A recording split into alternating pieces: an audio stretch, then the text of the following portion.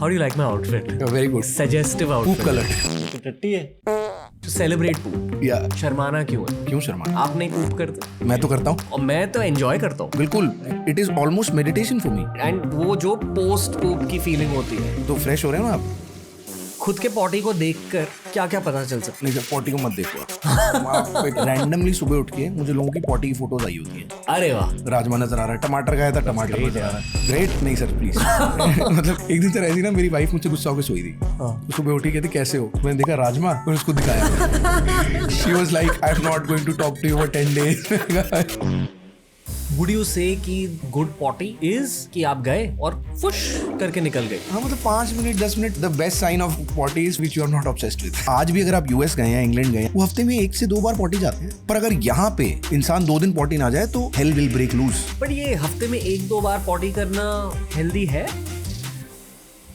फूकने से प्रेशर क्यों ज्यादा बढ़ता है? ये तो साइंटिफिक है. फूकने से, चाय से, बट डिसेंसिटाइजेशन होती है तो डोज बढ़ती जाती है, रिक्वायरमेंट ऑफ इंटेस्टाइन्स. ये फिजिकल साइन ऑफ एडिक्शन है. IBS, irritable bowel syndrome. You see a lot of cases of IBS? या गट ब्रेन एक्सिस का डिसऑर्डर है. आपको याद होगा चेस्टर बेनिंगटन की, उसकी सेम स्टोरी है. जिनको हीलिंग चाहिए, नहीं तो ये लोग सुसाइड भी कर सकते हैं. जब बैड बैक्टीरिया ज्यादा होते हैं, डायबिटीज, अल्जाइमर डिजीज भी कॉज करता है बॉस.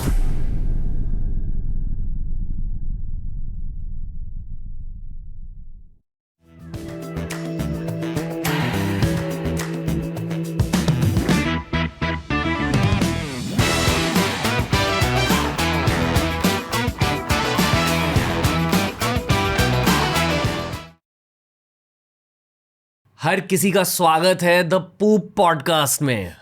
डॉक्टर शुभम का स्वागत भी है. Thank you sir, thank you for having me. बहुत मज़े करेंगे आज. बट पूप के बारे में बहुत कुछ जानना है एंड एक्चुअली गट के बारे में बहुत कुछ जानना है. क्योंकि एक elegant way of saying the same thing यही है कि यार गट इश्यूज़ के बारे में बातें हो रही है. एक्चुअली लोग शिट के बारे में बात कर रहे हैं. एम आई राइट टू से? बिल्कुल ठीक है. ये दो चीज़ें बहुत लिंक्ड है, एब्स्ट्रैक्ट है और काफी डीप है. ऑडियंस से ये कहना चाहूँगा कि शायद ये वाले एपिसोड को ना फैमिली के साथ ना कंज्यूम कर पाए. तो this is a solo watching episode. ठीक है. ये जेनजीज के लिए, मिलेनियल्स के लिए. बट पहले एक बेसिक सा सवाल. ठीक है.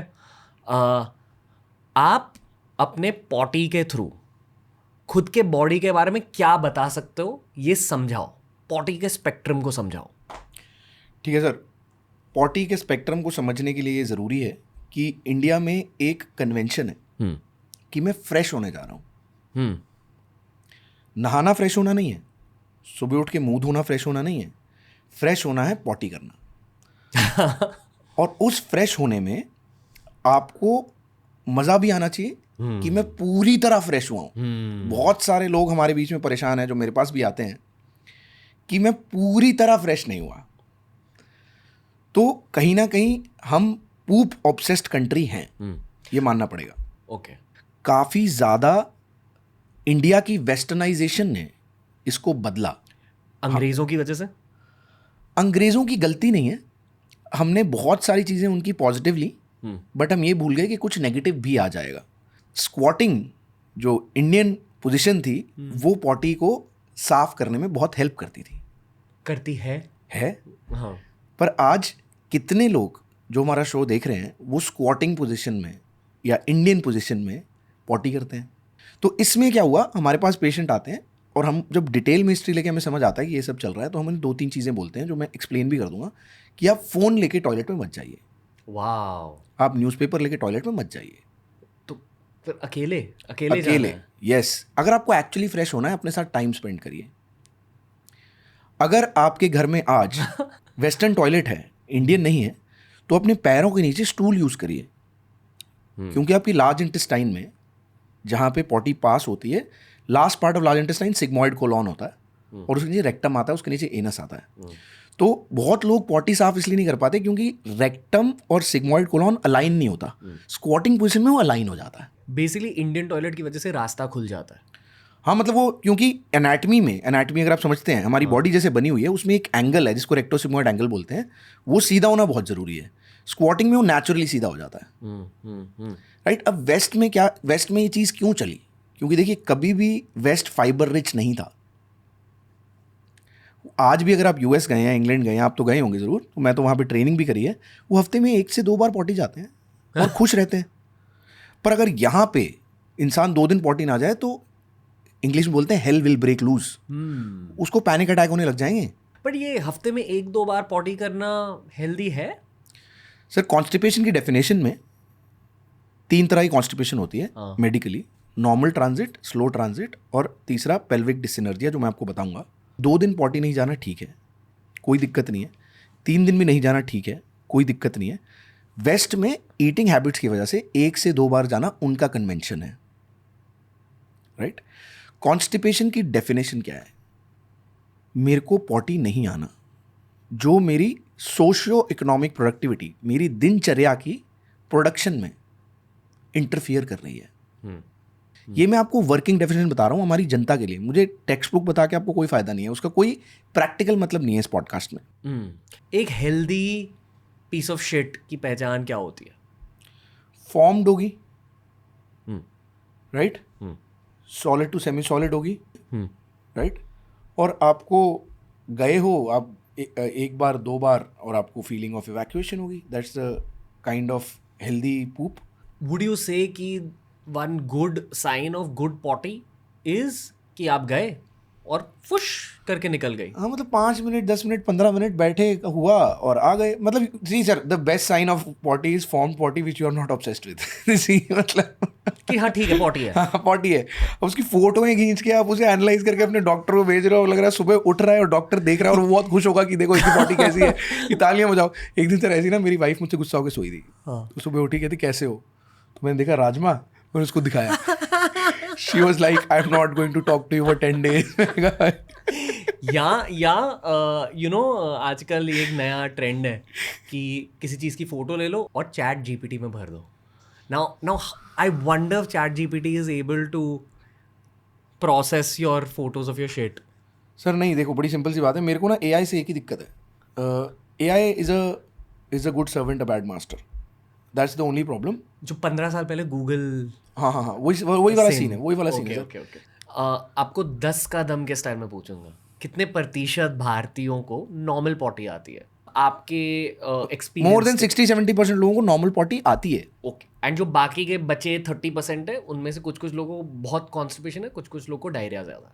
Yes, that's correct. बिल्कुल, ये एक रैंडम चीज़ है कि 1/3 इंडियंस को हाँ, पॉटी इश्यूज हैं। 1/3 इंडियंस को Yes. Potty issues. Another way of saying gut issues.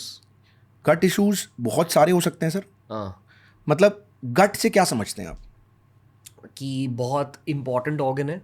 एक एवोल्यूशनरी बायोलॉजी का पॉडकास्ट कर रहा था, तो जैसे we have evolved from monkeys, monkeys also came from eventually earthworms.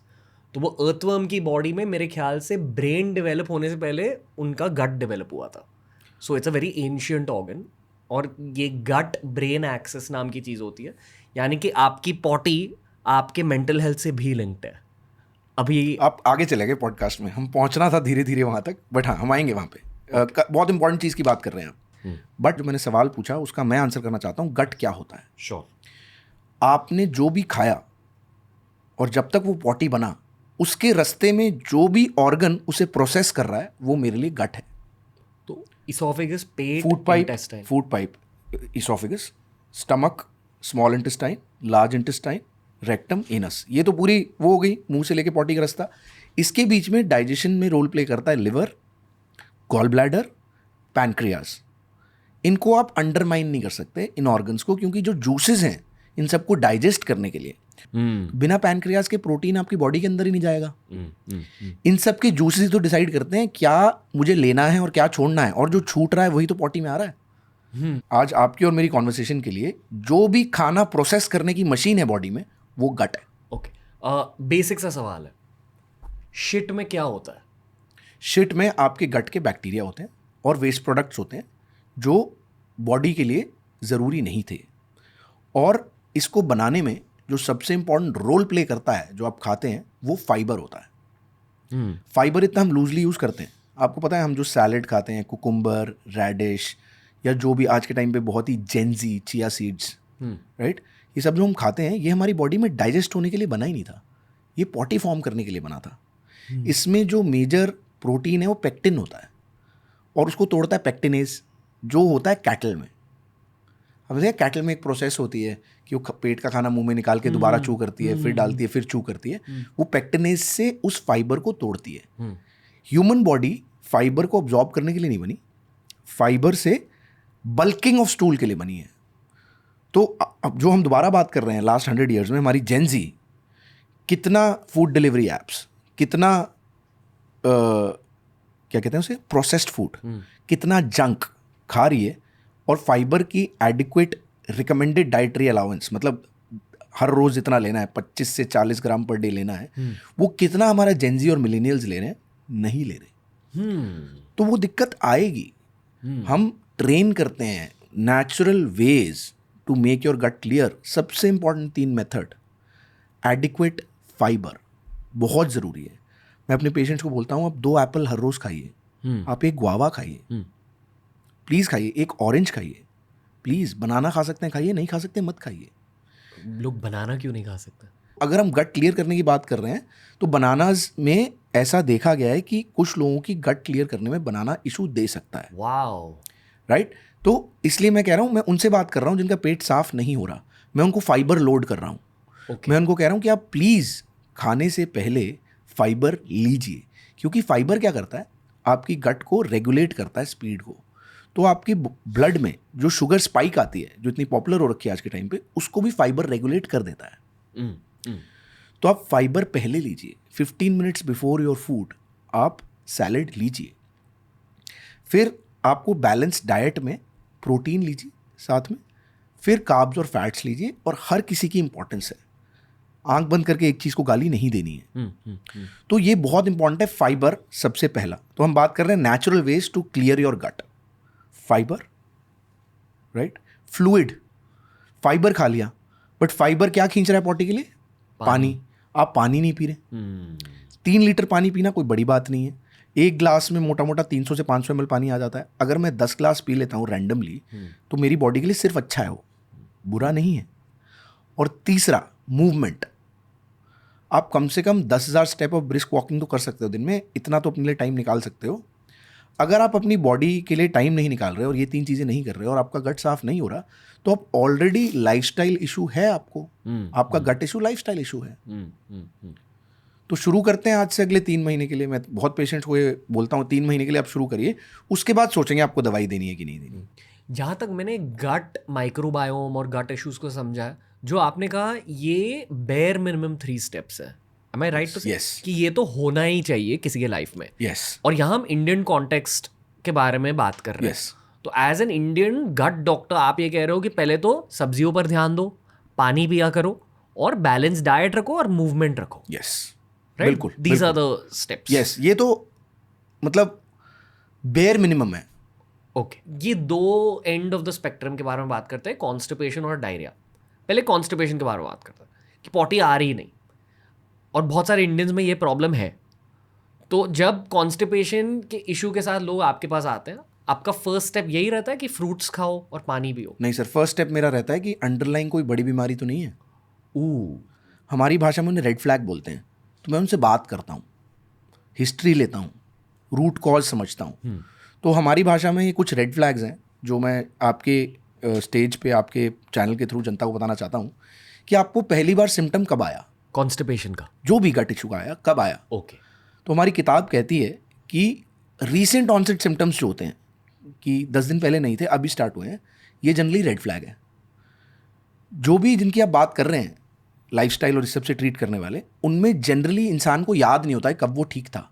वो आपको ये ज़रूर बोलेगा कि एपिसोडिक था, बट काफ़ी टाइम से है मेरे को। तो हमारी किताब कहती है 6 महीने से ज़्यादा होना चाहिए for it to be not a red flag. Not a red flag, ठीक है। मतलब अगर कॉन्स्टिपेशन एक नॉर्मल चीज़ है आपकी हाँ, आपको याद ही नहीं है कि कब आपका पेट ढंग से साफ हुआ, कब आप नहीं परेशान थे पॉटी से, तो मेरे लिए वो रेड फ्लैग नहीं है फॉर अ डॉक्टर। वो नॉर्मल चीज़ है, नहीं, रेड फ्लैग नहीं है। ओके। मेरे लिए रेड फ्लैग नहीं है कि ये सिम्टम नहीं बता रहा कि अंडरलाइन कोई बीमारी चल रही है, ओके, लंबे समय से चल रहा है, तो अभी मेरे लिए रेड फ्लैग क्रॉस है कि ये रेड फ्लैग नहीं है। दूसरा, आपकी एज एट ऑनसेट क्या थी। जनरली ये जो रैंडम गट इश्यूज हैं, ये यंग एज से शुरू होते हैं। जो जानलेवा नहीं होते वो यंग एज से शुरू होते हैं। अगर 50 साल के ऊपर किसी इंसान को अभी शुरू हुआ है तो वो एक डॉक्टर के लिए रेड फ्लैग है। Okay. Age at onset, young age is not a red flag. Young age मतलब 20 साल 30 साल सेकेंड थर्ड डेकेड तक आपको गट इश्यूज आ जाते हैं, अगर वो रेड फ्लैग की वजह से नहीं है। दो हो गया, duration of symptoms, age at diagnosis, right. तीसरा, आपको साथ में कोई हीमोग्लोबिन कम तो नहीं है आपका, कोई अनीमिया तो नहीं है आपको। हीमोग्लोबिन 11 से कम फीमेल में, 12 से कम मेल में अनीमिया कहलाता है, ये रेड फ्लैग हो जाता है। जो सबसे इंपॉर्टेंट गट का काम है आपकी बॉडी की स्ट्रेंथ के लिए, वो है हीमोग्लोबिन के लिए आयरन, विटामिन B12 को ऑब्जॉर्ब करना, जो दो ऐसे पदार्थ हैं जो सोर्सेज ऑफ हीमोग्लोबिन है।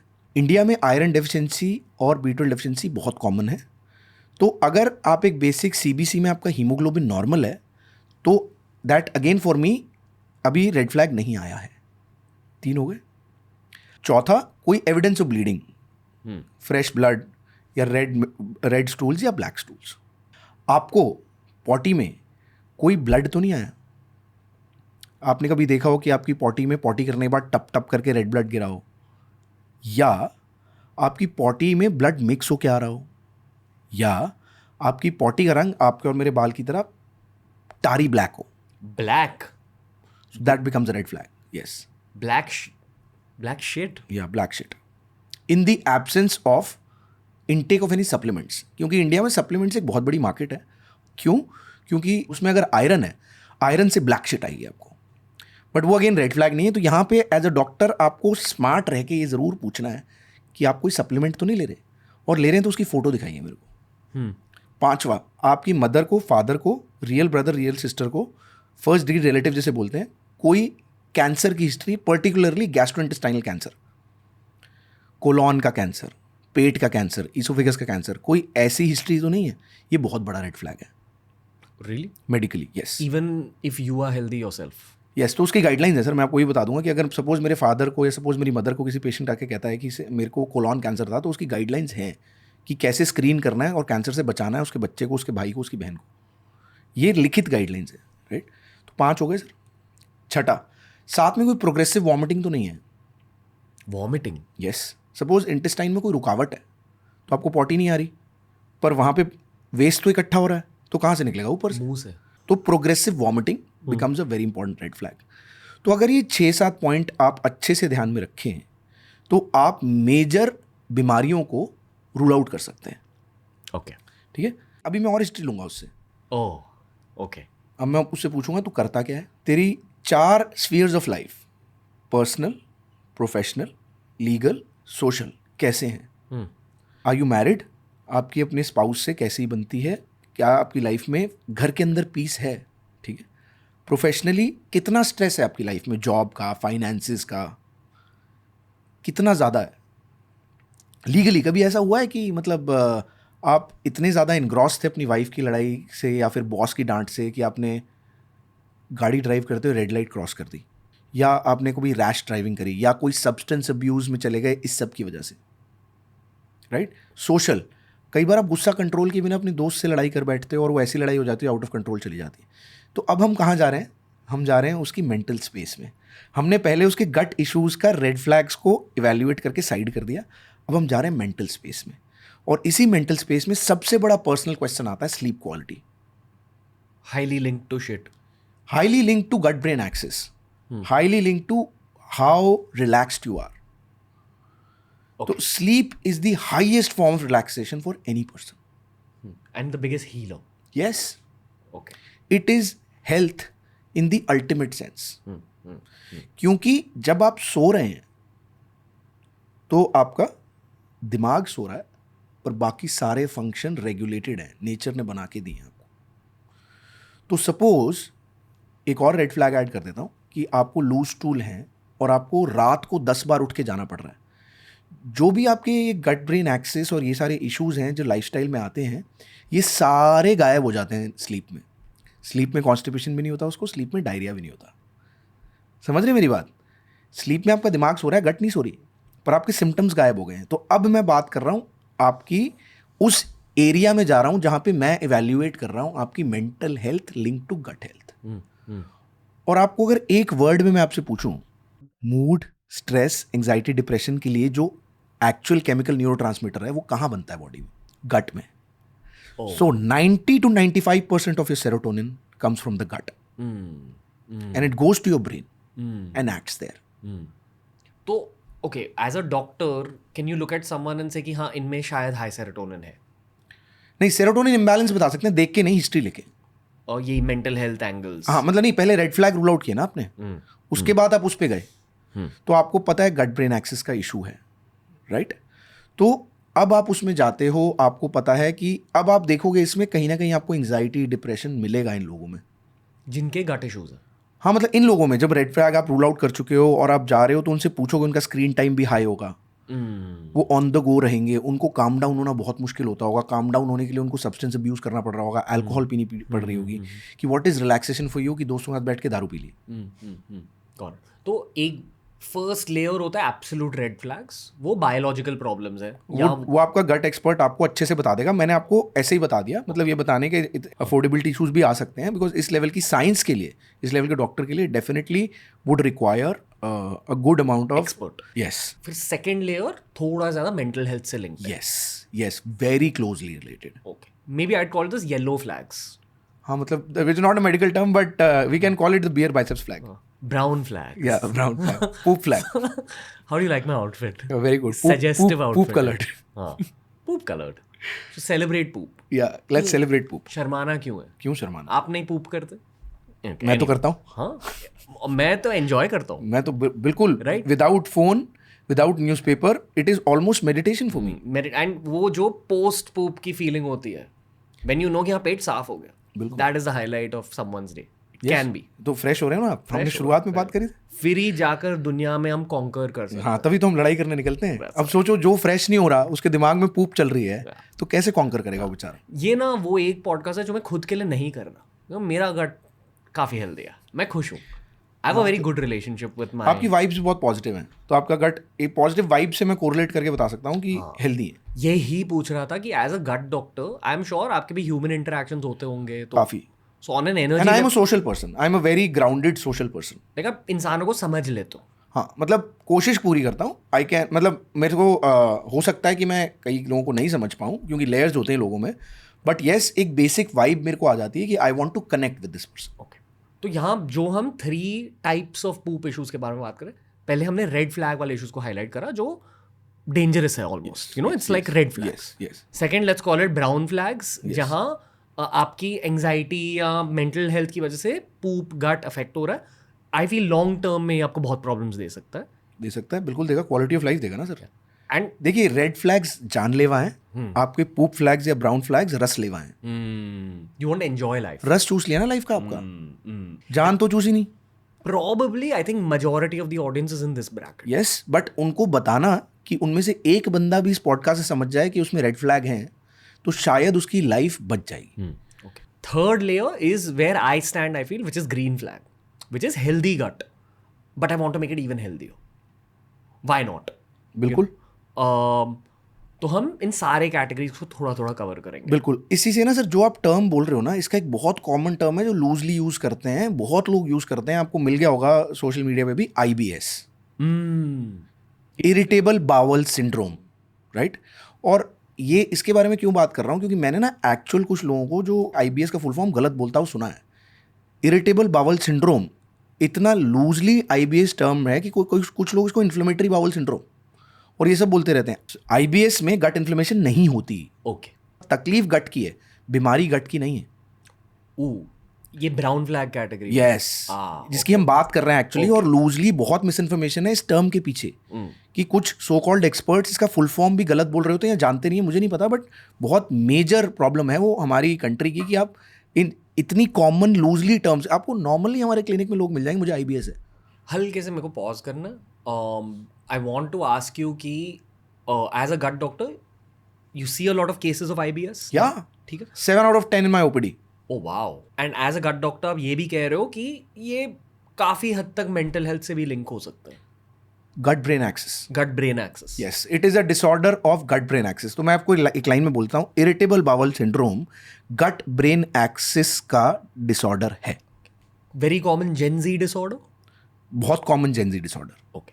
Now continue. यस, तो आईबीएस का मतलब गट इन्फ्लेमेशन नहीं है, मैंने आपको बता दिया। तो गट इन्फ्लेमेशन रूल आउट करने के लिए आपको ये 4 टेस्ट नॉर्मल चाहिए।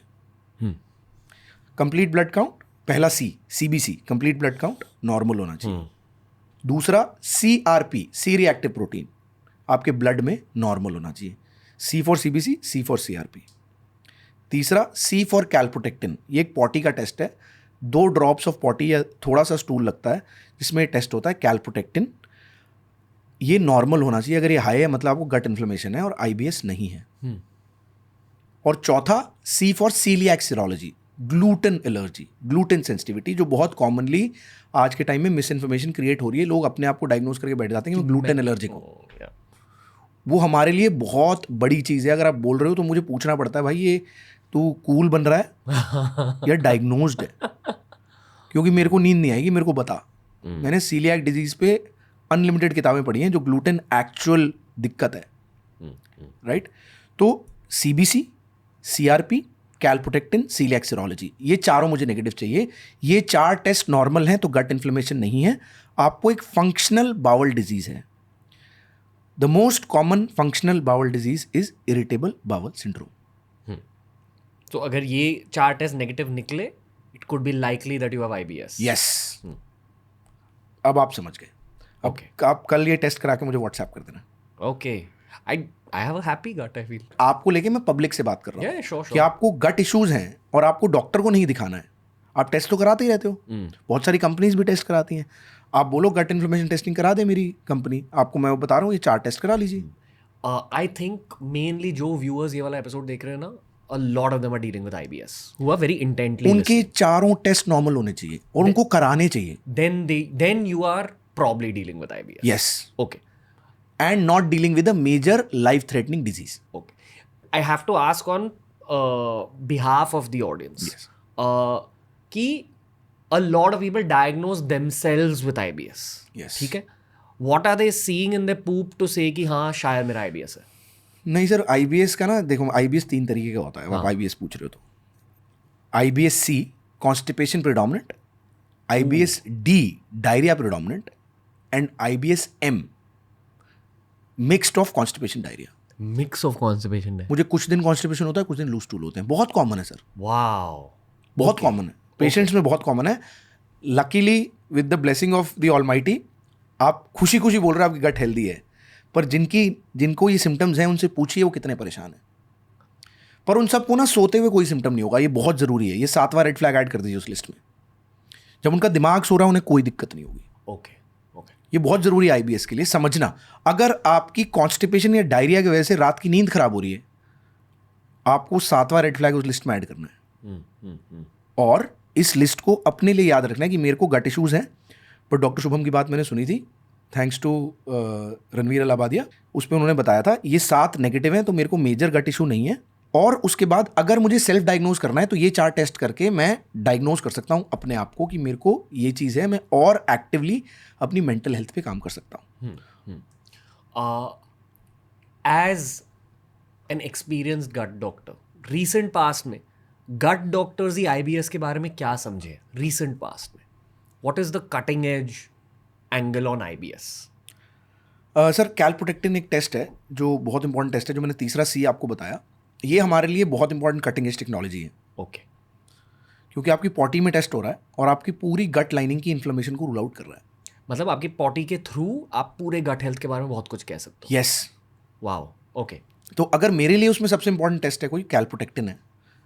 मैं इसकी बहुत ज़्यादा साइंस में नहीं जाना चाहता, टेक्निकल हो जाएगा, बट CALPROTECTIN कैल्पोटेक्टिन, ये एक टेस्ट अगर आप मुझे व्हाट्सएप करते हो, मैं देख के बता सकता हूँ कि am I dealing with major gut inflammation और not.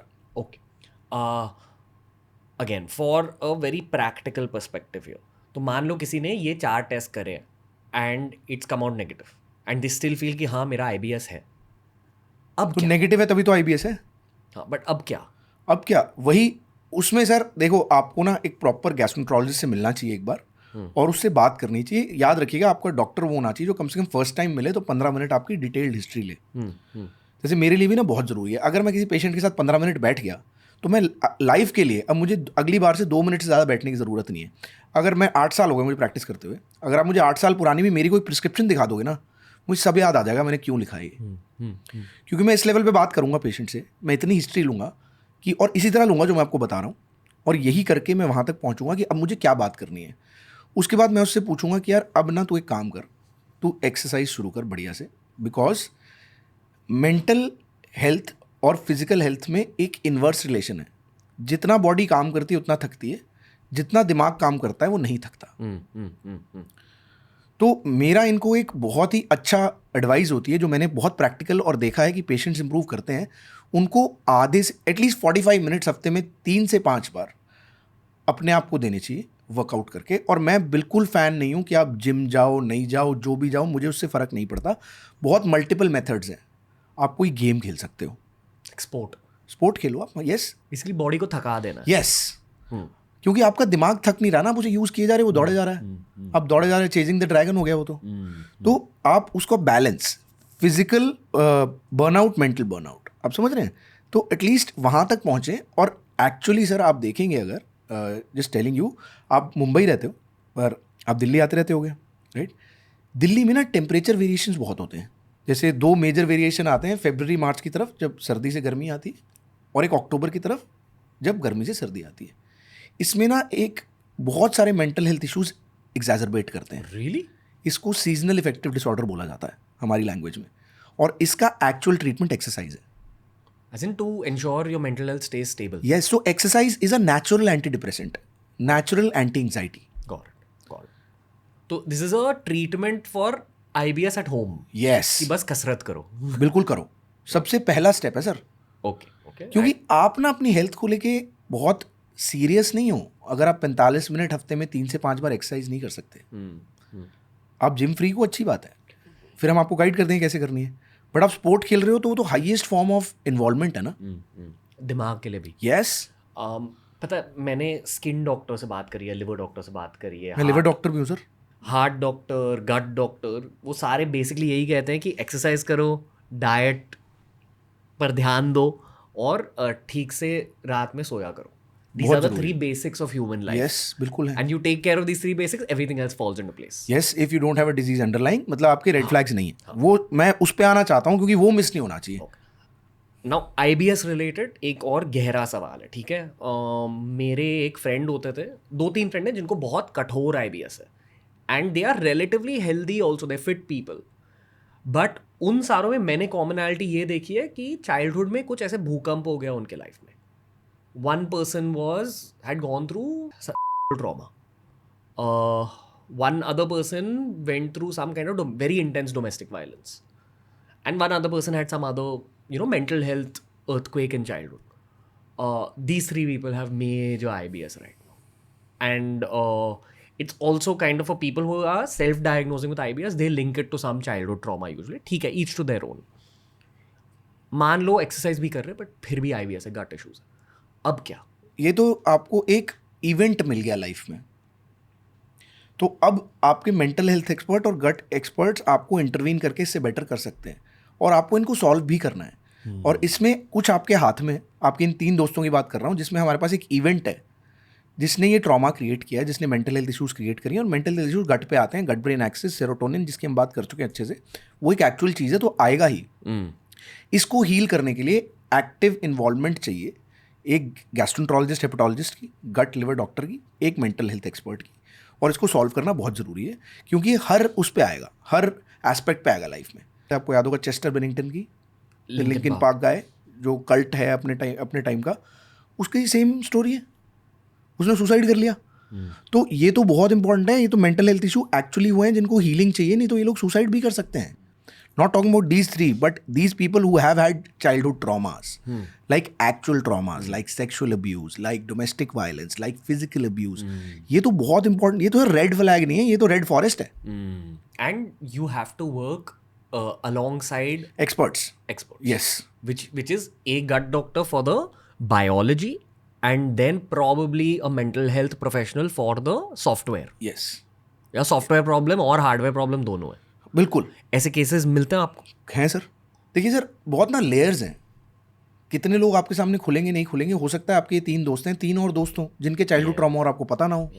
So let's say someone with this heavy duty childhood trauma, उनके poop में क्या होता है? उनको कॉन्स्टिपेशन, डायरिया वाले इश्यूज होंगे कि सर मेरे को, सर इनके ना लाइफ की एक कैरेक्टरिस्टिक होती है, जब भी स्ट्रेसफुल एपिसोड्स आते हैं ना, इनकी गट बोल जाती है। जैसे कोई इंपॉर्टेंट इंटरव्यू आया तो सुबह पॉटी नहीं आई, जॉब प्रमोशन के लिए कोई प्रेजेंटेशन है, कुछ लोगों को पैल्पिटेशन होती है, इन लोगों का पेट इनका साथ नहीं देता। ये क्लासिकल होता है इनके साथ। आप इनसे हिस्ट्री में पूछ सकते हो कि स्ट्रेस के टाइम पे आपकी कॉन्स्टिपेशन बढ़ती है, बोलेगा हाँ। स्ट्रेस के टाइम पे डायरिया बढ़ता है, बोलेगा हाँ। क्लासिकल है ये, बहुत इंपॉर्टेंट है, वो आपको खुद भी बताने लगेंगे। और ना बड़ा एपिसोडिक होता है इनके साथ। मेजॉरिटी जिन लोगों की आप बात कर रहे हैं, इनकी बीच वाले नॉर्मल एपिसोड बिल्कुल नॉर्मल होते हैं।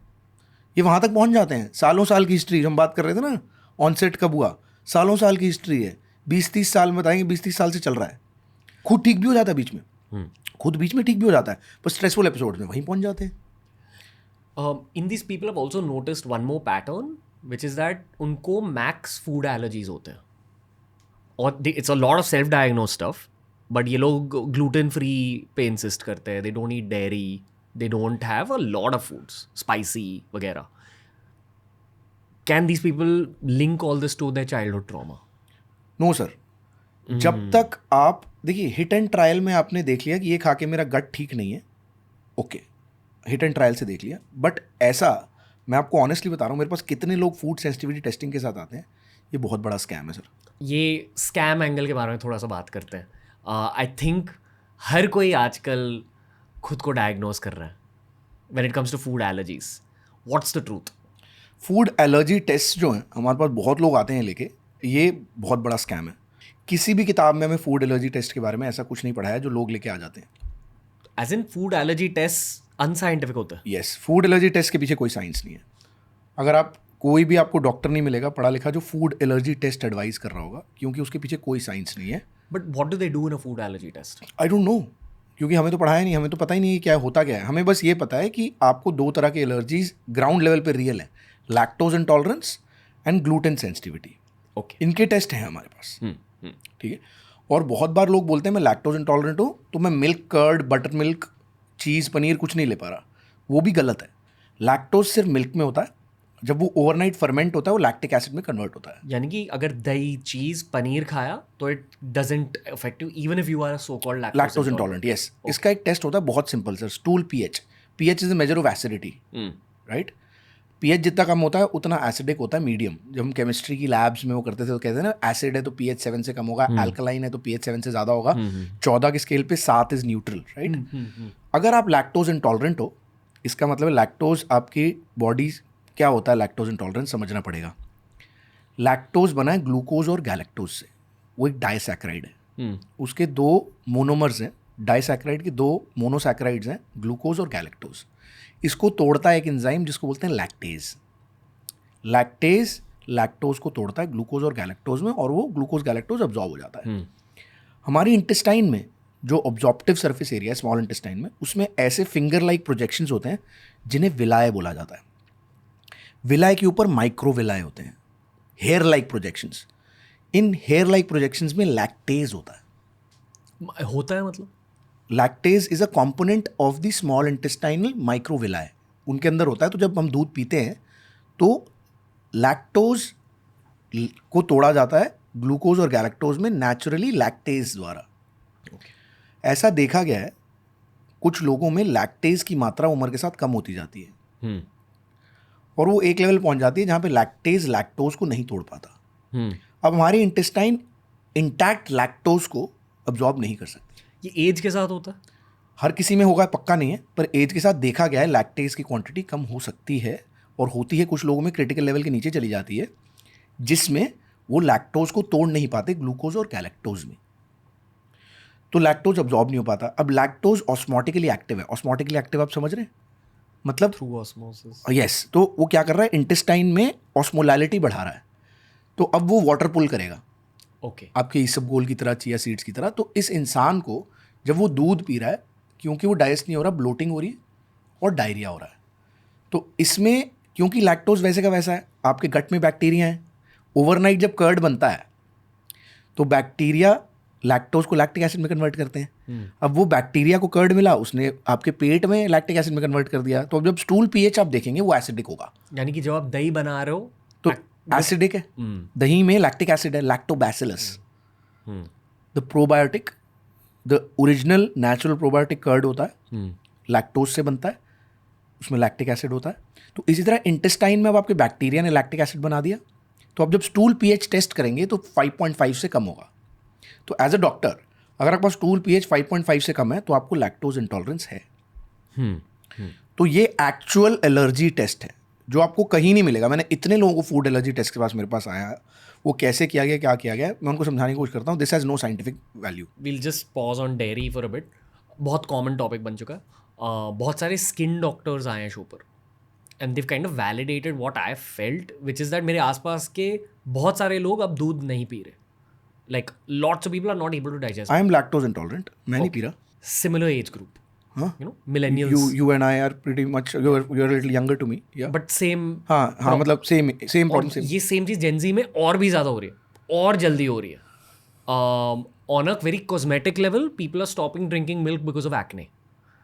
ओके, ये स्किन एक्सपर्ट आपको बेटर बताएगा, but gut skin axis exist करता है। हाँ, मतलब हमने बहुत सारे पिंपल्स और डर्मैट एपिसोड करे हैं। तो जो आपके बैड बैक्टीरिया जब इंटेस्टाइन में उगते हैं, ग्रो करते हैं, तो वो टॉक्सिन्स बनाते हैं, जिसको एंडोटॉक्सिन बोला जाता है। ये एंडोटॉक्सिन गट परमिबिलिटी को लीकी गट में कन्वर्ट करता है।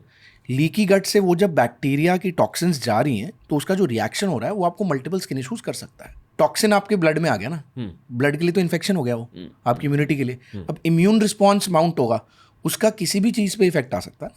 Okay, like I know a lot of guys specially जिनको चेस्ट बॉडी पे भी एक्ने हो जाता है कुछ खाने से, sometimes not on the face. So is that dependent on the patient कि कुछ कुछ लोगों को चेहरे पे? हाँ, थोड़ा सर, मतलब इसको ना एक्टिवली साइंटिफिकली पिन पॉइंट करना भी मुश्किल है कि इसी से हो रहा है। थोड़ा सब्जेक्टिव हो गया। तो मैं उस पेशेंट को गिविंग मेंटल पीस ये ज़रूर बोलूँगा कि आपको अगर स्पेसिफिकली हिट एंड ट्रायल से टेम्पोरल एसोसिएशन बना है, टेम्पोरल एसोसिएशन समझ गया? मतलब सुबह मैं घर से निकला, पैटर्न, बिल्ली ने रास्ता काट दिया, मेरा दिन बुरा गया। तो बिल्ली की गलती नहीं थी, पर ये टेम्पोरल एसोसिएशन हो गया, मतलब पैटर्न। बिल्कुल सही बोल रहे हैं आप। तो पैटर्न बन गया कि मैंने दूध पिया और मुझे छाती पे एक्ने हो रहे हैं। तो मैं आपको बोलूँगा आप स्टूल पीएच टेस्ट कराइए। स्टूल पीएच लेस देन 5.5 है तो आपको लैक्टोज इंटॉलरेंस है, आपको छोड़ना ही एनीवे। बट अगर आप मुझे बोल रहे हो आपको कर्ड से भी दिक्कत हो रही है, आपको पनीर से भी दिक्कत हो रही है, आपको चीज़ से भी दिक्कत हो रही है, आपको लस्सी, छाछ, बटर मिल्क से भी दिक्कत हो रही है, तो मैं साइंटिफिकली लैक्टोज इंटॉलरेंस नाम नहीं दे सकता क्योंकि उसमें लैक्टोज है ही नहीं।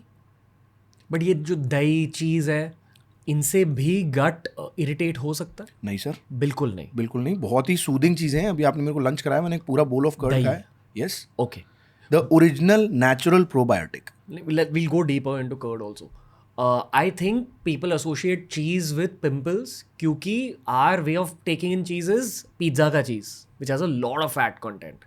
Maybe it's that excess fat that's also causing some... It might be a reason. But cheese, sir processed cheese से तो दिक्कत आपको एनीवे होगी ना। पिज्ज़ा वो पूरा ही प्रोसेस्ड फूड है।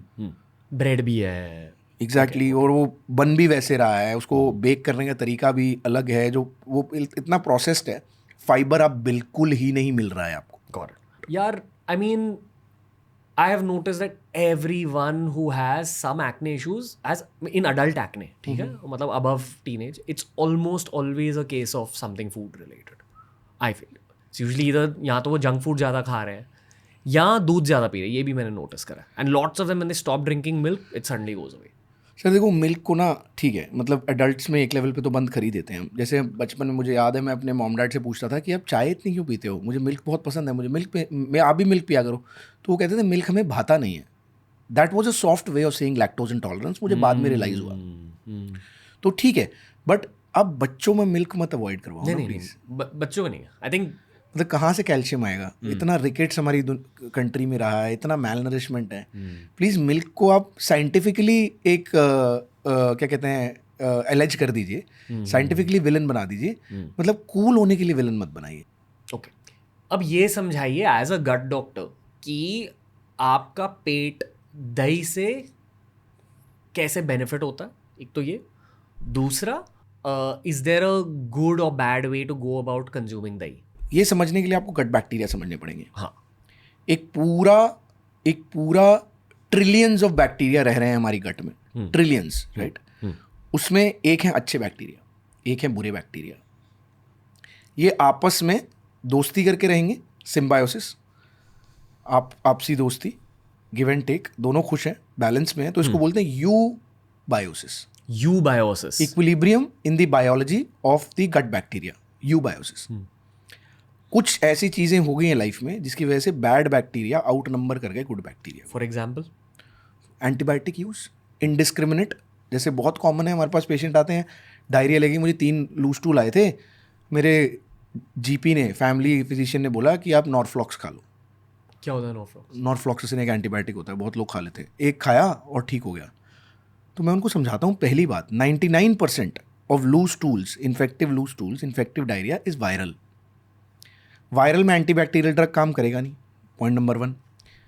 उसका कोर्स 3 से 5 दिन का होता है और असर आने में 24 to 48 आवर्स लगते हैं। आप कह रहे हो एक खाते 4 घंटे में ठीक हो गए, और आपको जो ये वायरल डायरिया हुआ, इससे रिकवरी के लिए गुड बैक्टीरिया चाहिए थे, वो ज़्यादा सेंसिटिव है एंटीबायोटिक को, आपने गुड बैक्टीरिया मार दिए, तो आपकी रिकवरी स्लो हो गई। इन तीनों चीज़ों में आपको, अब आप कर्ड को सुपर फूड बोल सकते हो। सबसे बढ़िया बैक्टीरिया, प्योर फॉर्म में लाइव बैक्टीरिया और गुड बैक्टीरिया। तो अगर आपको डायरिया भी है तो आपको कर्ड खाना चाहिए, आप ओरिजिनल जिंदा लैक्टोबैसिलस खा रहे हो। प्रोबायोटिक वो फूड होता है सर जो लाइव गुड बैक्टीरिया कंटेन करता है। प्रीबायोटिक वो फूड होता है जिसमें ऐसे सब्सटेंसेस हैं जो गुड बैक्टीरिया का फूड है, तो जब हम खाएंगे तो गुड बैक्टीरिया ग्रो करेंगे। प्रीबायोटिक वो प्रीबायोटिक होता है। जैसे कि आपका fruits, okay, Apple, an apple a day keeps the doctor away, 2 apples a day keeps the doctor twice away. Just fruits? Fruits are very good prebiotics, veggies are very good prebiotics. Okay. Fiber is a form of prebiotic, sir. और आपको मैं बता देता हूँ, जो leaky गट एक इतना common Gen Z cool term है ना, लीकी गट का साइंटिफिक बेसिस क्या है? गुड बैक्टीरिया ब्यूटायरेट बनाते हैं सर। ब्यूटायरेट एक्चुअल आपके इंटेस्टाइनल सेल्स का अमृत है। रिपेयर? नहीं, न्यूट्रिशन है ना सर। न्यूट्रिशन मतलब the gut cell, yes, okay, वो ब्यूटायरेट है जो गुड बैक्टीरिया बना रहे हैं। तो ये जो टाइट जंक्शंस हैं गट के, गट परमिएबिलिटी बैरियर है, इसका रीजन है ब्यूटायरेट जो गुड बैक्टीरिया बना रहा है। बेसिक आपका गट खाना डाइजेस्ट कर रहा है, therefore it goes through its own wear and tear. Gut में बैक्टीरिया होते हैं, बैक्टीरिया का अगर आपने ख्याल रखा, इट रिलीजेस ब्यूटायरेट्स जो आपके गट लाइनिंग को रिपेयर कर रहा है और हील कर रहा है, रिपेयर कर रहा है और टाइट रख रहा है। तो अगर बैड बैक्टीरिया गंदे टॉक्सिन बना रहे हैं तो भी ब्लड में नहीं जा रहे। Got it. ठीक है, तो द सार इज, अगर लीकी गट को दूर करना है तो गुड बैक्टीरिया को फोकस करो। कर्ड सबसे बढ़िया गुड बैक्टीरिया है, मतलब कर्ड आपके गट बैक्टीरिया के लिए वरदान है, अमृत है। और प्रीबायोटिक के लिए फ्रूट्स एंड वेजीज। बिल्कुल। What else does good bacteria do? Good bacteria is responsible for like preventing the release of toxins into your bloodstream produced by bad bacteria.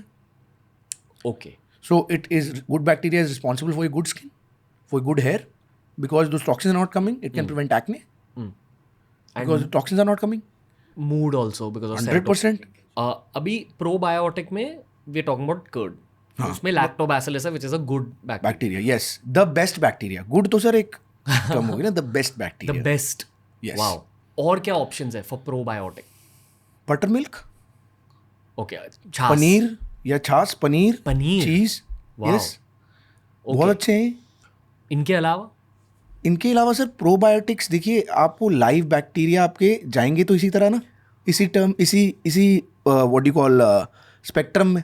Okay, एक बहुत जेंजी सवाल है। मैं सर देखो, मैं आपको दोबारा बात बता रहा हूँ, मैं ब्रांड कोलैब्स नहीं करता, मैं आपको दवाइयों के नाम या प्रोबायोटिक्स के कमर्शियल नेम्स आपको ऐसे लूजली नहीं बताऊंगा। मैं आपको वैसे बता रहा हूँ, सप्लीमेंटेशन आज के टाइम पे इंडिया में बहुत मेजर लेवल स्कैम है। आप वो छोटे ड्रिंक्स के बारे में बात कर रहे हो ना? मैं भी ब्रांड नाम kanji sir, you talking about the probiotic kanji, जो कैरेट से बनती है, ड्रिंक हो गई ना कांजी। एक मिनट, पहले वो पर्टिकुलर ब्रांड के बारे में बात करते हैं। मैं नाम नहीं लूंगा क्योंकि आई थिंक लीगल केस हो सकता है, बट एक छोटी सी बॉटल है, it's marketed as a probiotic, बहुत टेस्टी है, मैंने बचपन में ट्राई किया वो, but the truth is it's got lot of sugar also. Preservatives है ना, वो तो सर होंगे, वो तो टेस्टी भी बनाना है, बच्चों को भी पिलाना है। सर देखो, मेजर न्यूट्रिशन ब्रांड्स जो हैं वो घूम फिर के इसी एंग्जाइटी पे खेल रहे हैं कि हमारी जेंजी को सप्लीमेंटेशन चाहिए, उनके लिए सप्लीमेंटेशन कूल है कि मैं अपने आप को सप्लीमेंट कर रहा हूँ। मेरा काम है नेचुरल रखना, आपको ब्रांड से दूर रखना। क्योंकि ब्रांड सर इंडिया में ना लेबल, मैं आपके जो वैष्णव बैठा है भाई को यही बता रहा था कि इंडिया में लेबल बहुत बड़ा अनरेगुलेटेड जोन है। जो लिखा है उसके ऊपर किसी को नहीं पता उसके अंदर क्या है।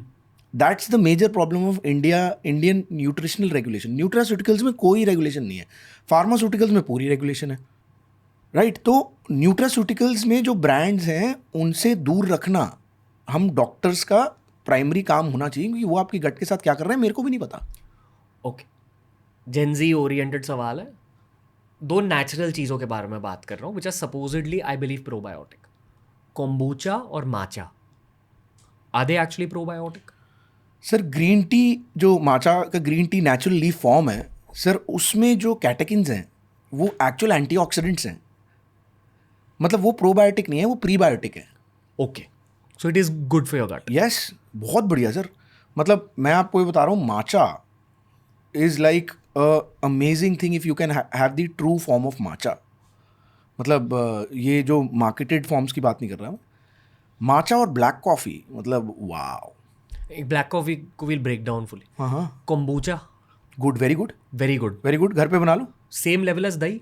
डिफरेंट जोन है पर बहुत बढ़िया है। Correct me if I am wrong, एक इंसान के लिए फ्रूट्स और वेजिटेबल्स तो खाना ही खाना, Yes. आपके पूप के हेल्थ के लिए और गट के हेल्थ के लिए। हाँ, यस। इसके ऊपर अगर आप प्रोबायोटिक चीजें रख सकते हो डाइट में, इवन बेटर। हाँ, वेरिएशन ले आओ ना, मोनोटनस नहीं होगा, बोर हो जाओगे। जेंजी बेचारी बोर भी तो जल्दी होती है, वो रील ऊपर नीचे करते करते वो डोपामिन इतना ज़्यादा चाहिए उन बेचारों को, वो फंसे हुए हैं ना बेचारे। मतलब उनको थोड़ा वेरिएशन भी तो देंगे हम, थोड़ी खुशी देंगे, अलग तरह से मिल जाएगी। आज कोम्बुचा ले लिया, आज छाछ पी ली। ओके, नाउ चीनी मत डालना किसी चीज़ में प्लीज़, मतलब चीनी डाल के अपनी ज़िंदगी बर्बाद मत करना। मेरे ख्याल से वो बैड बैक्टीरिया को फ्यूल करता है चीनी। सर चीनी तो पूरी gut inflammation, insulin resistance, fatty liver, उसका तो मतलब वो एक डिफरेंट बॉल गेम है। पर चीनी आपके लिए एक्चुअली बुरी है। इंडिया का नो एडेड शुगर बहुत बड़ा स्कैम है। इसमें 3 चीज़ें मैं आपको बताता हूँ। जो सॉसेज हम घर पे यूज़ करते हैं, 1 चम्मच सॉस में उतनी ही शुगर है। आपके कोलाज और फ्रूट जूसेस, ये शुगर बॉम्ब्स हैं। ये insulin resistance, fatty liver, cardiac issues को फीड करते हैं। इसमें प्रेजर्वेटिव्स भी हैं और इसमें शुगर भी भर भर के है। फ्रूट्स बहुत अच्छे हैं, बट फ्रूट जूस में आपने फाइबर निकाल दिया, और प्योर फ्रक्टोज जो सीधा लिवर में जाके फैट में कन्वर्ट होती है। और तीसरा फ्लेवर्ड योगर्ट्स। फ्लेवर्ड योगर्ट्स में जो प्रेजर्वेटिव्स हैं वो सिर्फ शुगर दे रहे हैं, तो आपको लगेगा आप नो एडेड शुगर जा रहे हैं, बट ये 3 चीज़ें आपको insulin resistance, fatty liver, metabolic syndrome, PCOS, skin issues सब कुछ देंगी। On a cosmetic level, quick ageing, bad skin quality, bad hair quality, yes, hair fall. In fact आपको पता है, आई फील कि हम गट हेल्थ के बारे में और ज़्यादा बात कर रहे हैं आजकल, क्योंकि कॉस्मेटिकली लिंक्ड है। हाँ, हमें अच्छा दिखना है, राइट। ओके सर वैलिडेशन भी तो एक डिफरेंट कॉन्सेप्ट जो जेंजी ने अपने दिमाग पे ले लिया ना। मतलब मेरी प्लेट तो इंपॉर्टेंट थी, दूसरे की प्लेट और ज़्यादा ज़रूरी है जेंजी के लिए। Conversely as a gut doctor आपसे ये पूछना चाहूँगा कि जिनका गट बहुत हेल्दी है, how does it affect the way they look? Sir बहुत फ़र्क पड़ता है। आप मेरी 3 साल पहले वाली फ़ोटो देखिए, प्लीज़ देखो। आप मेरा वो यूट्यूब पे वीडियो देखिए जिसमें 110 किलो 70 किलो की जर्नी की मैंने बात करी है। आपको बहुत डिफरेंस नज़र आएगा। मतलब मैं I am sure I am older to you as I am, but साथ में खड़ा करोगे तो हम सेम एज के लगेंगे। तो एटलीस्ट -4 -5 तो चल ही रहा हूँ ना मैं। तो होता है। मैं तो कोई सर बीइंग वेरी ऑनेस्ट, मेरे बाल इतने हल्के हैं कि मेरे को शुरुआत से बोला था कि 30 साल के बाद तेरे सर पे बाल भी नहीं होंगे। ये तो प्रोटीन इनटेक, गुड फूड ने बचा लिया है मेरे को, और वो काले हो गए हैं। शुरू में हाथ में ब्राउन थे, मैं आपको बचपन की फोटोज दिखाऊंगा, और पैचेस भी थे। मैंने आज तक कोई केमिकल यूज़ नहीं किया, इतने लाइट है। मैं एक बार हफ्ते में शैम्पू करता हूँ, मेरी वाइफ से भी लड़ाई होती है मेरी इस बारे में, राइट। हफ्ते में एक बार शैम्पू करता हूँ मैं, और मैं स्किन पे भी कुछ केमिकल यूज़ नहीं करता except my shaving and the after shave, because I like that feel of after shave, right. बस वही केमिकल मैं यूज़ करता हूँ, नहीं तो मैं वो भी नहीं करता। तो आपका इंटरनल हेल्थ जो है वो बाहर दिखेगी सर। ओके, क्यों नहीं दिखेगी? Now back to gluten free. सब कुछ बताइए गेहूं के बारे में, सीलियाक डिजीज़ के बारे में, गेहूं के सब्स्टिट्यूट्स के बारे में। क्या गेहूं को सब्स्टिट्यूट करना भी चाहिए? यहाँ तक ये भी बताइए कि एक नैरेटिव है कि भारत में जो गेहूं हमें मिल रहा है वो जिस सॉइल में उगता है वो सॉइल अभी ख़राब हो चुका है, उसकी न्यूट्रिशन चली गई है। So what is the truth about wheat and gluten? Wheat तो कॉम्प्लेक्स कार्बोहाइड्रेट है, उसमें ग्लूटेन होता है। हर किसी को ग्लूटेन अवॉइड करने की ज़रूरत नहीं है, बट येस अगर आप रोटी प्रीडोमिनेंट खाए जा रहे हैं तो आपका एकदम से शुगर स्पाइक खाने के बाद आएगा, राइट? और वो आपको लॉन्ग टर्म में मोटा भी करेगा, फैटी लिवर भी करेगा। डेफिनेटली मैं आपको बोलूँगा प्योर व्हीट की रोटी अगर हम बंद कर सकते हैं हमें कर देनी चाहिए। एंड सब्स्टिट्यूटेड विथ, अगर आपको डायबिटीज़ है, ज्वार आपके लिए बहुत अच्छा है। आपको प्रोटीन बढ़ाना है, बाजरा, मिलेट्स। यस। आपको आयरन डेफिशिएंसी है, रागी, कि आप ना व्हीट पसंद करते हैं तो उसे मिक्स तो कर लो, ग्लाइसेमिक इंडेक्स तो कम कर दो उसका, जो इंसुलिन स्पाइक आ रही है। ये जो मिलेट्स की बात हमने करी है, do you think they also affect gut bacteria differently and affect your stool health differently? Fibre तो है ही ना, कॉम्प्लेक्स कार्बोहाइड्रेट्स और फाइबर तो है ही, बिल्कुल है। मतलब उस लेवल पे फाइबर नहीं है, फ्रूट्स के लेवल के फाइबर नहीं है, बट पार्टली फाइबर तो है इनमें। व्हीट से ज़्यादा? व्हीट से ज़्यादा है, बिल्कुल है। ओके। अब ये बताइए कि जितने सारे लोग व्हीट को पूरी तरह से छोड़ रहे हैं, अक्सर सेल्फ डायग्नोसिस की वजह से, दैट्स माई एंगल। हाँ, मैंने ये भी सुना है कि if you consciously leave wheat and you just don't keep it in your diet, तो you do become gluten sensitive just because of doing that. नहीं सर, ये ऐसा तो कुछ नहीं है? नहीं, साइंटिफिकली नहीं है। ग्लूटेन सर देखिए मैं आपको बताता हूँ, मुझे ऐसा लगता है, मैंने काफ़ी इस पर रिसर्च करी कि ग्लूटेन पता कैसे लगा जनता को। तो मेरे को याद आया कि नोवाक जोकोविच ने एक अपने इंटरव्यू में बोला था कि मैं ग्लूटेन फ्री हूँ। मुझे नहीं पता उसे सीलियाक डिजीज़ है कि नहीं है, उसने बस ये बोला था कि मैं ग्लूटेन फ्री हूँ। अब उसके पीछे उसका क्या मानना है मुझे नहीं पता, but obviously he is a GOAT, मतलब ग्रेटेस्ट ऑफ ऑल टाइम है। आई थिंक रॉजर फेडरर मेरा फेवरेट हुआ, बट नोवाक जोकोविच ने उसको टेक ओवर तो किया ही है किसी लेवल पे। एंड आज भी 37-38 पे वो टेनिस का विराट कोहली है, या फिर विराट कोहली क्रिकेट का नोवाक जोकोविच है। विराट कोहली ने भी यही बात बोल दी थी कि मैं ग्लूटेन फ्री हूँ। अब विराट कोहली को तो सीलियाक डिजीज़ नहीं है, मैं तो उसे बचपन से जानता हूँ, तो मतलब सीलियाक डिजीज़ तो नहीं है, बट सीलियाक डिजीज़ होना और ग्लूटेन फ्री जाना दो डिफरेंट चीज़ें हैं। ग्लूटेन फ्री मेरे को लगता है अगेन एक थोड़ा कूल टर्म है, मतलब थोड़ा ईजीली अपने आप को बहुत अच्छे से टर्म बेचा गया है एक कैपिटलिस्टिक वर्ल्ड में। बट सीलियाक डिजीज़ एक जेन्युइन ग्राउंड पे डिजीज़ है जो हमारे दिल के बहुत करीब है, क्योंकि इसे पकड़ना बहुत मुश्किल है। इसे tip of the iceberg disease बोलते हैं। मतलब दिखता आइसबर्ग का टिप ही दिखता है, होता बहुत गहरा है, आइस मतलब सी बेड से जुड़ा हुआ होता है, तो इसको आइसबर्ग डिजीज़ बोला जाता है हमारी भाषा में, कि पॉपुलेशन में सिर्फ टिप ही नज़र आ रहा है, कितनों को है एक्चुअली पता ही नहीं है। रफली आपको क्या लगता है कितनों को है? ये तो मैं आपको साइंटिफिक पेपर बता रहा हूँ, एम्स से पब्लिश हुआ था। हाँ। 1% इंडियंस को सीलियाक डिजीज़ है, मतलब 150 करोड़ में से 15 करोड़ 1.5 करोड़ इंडियंस को है, काफ़ी नंबर है सर। तो यस, ग्राउंड लेवल पे सर सीलियाक डिजीज़, जैसे कुछ बच्चे ना हाइट नहीं पिकअप कर रहे होते, हम उनका सीलियाक वर्कअप कराते हैं, उनमें मिलता है। सीलियाक डिजीज़ इनफर्टिलिटी भी कॉज कर सकता है, ये नोन है। इंडिया में सीलियाक डिजीज अक्सर शहरों में होती है? ज़रूरी नहीं है रैंडम सर, नॉर्थ इंडिया में ज़्यादा होती है, क्योंकि नॉर्थ इंडिया एक wheat based staple diet population है। साउथ इंडिया में थोड़ा राइस बेस्ड ज़्यादा है, तो साउथ इंडिया में शायद किसी को बिना डायग्नोज हुए वो मर भी जाए, क्योंकि शायद वो ग्लूटेन फ्री ही रहा हो। बिकॉज मतलब साउथ में I genuinely know that rice is the staple. North India में आप किसी को व्हीट छोड़ने को बोलोगे तो बहुत बड़ी चीज़ है, बट एक क्लिनिकल कैच होता है जो हमें पढ़ाया जाता है।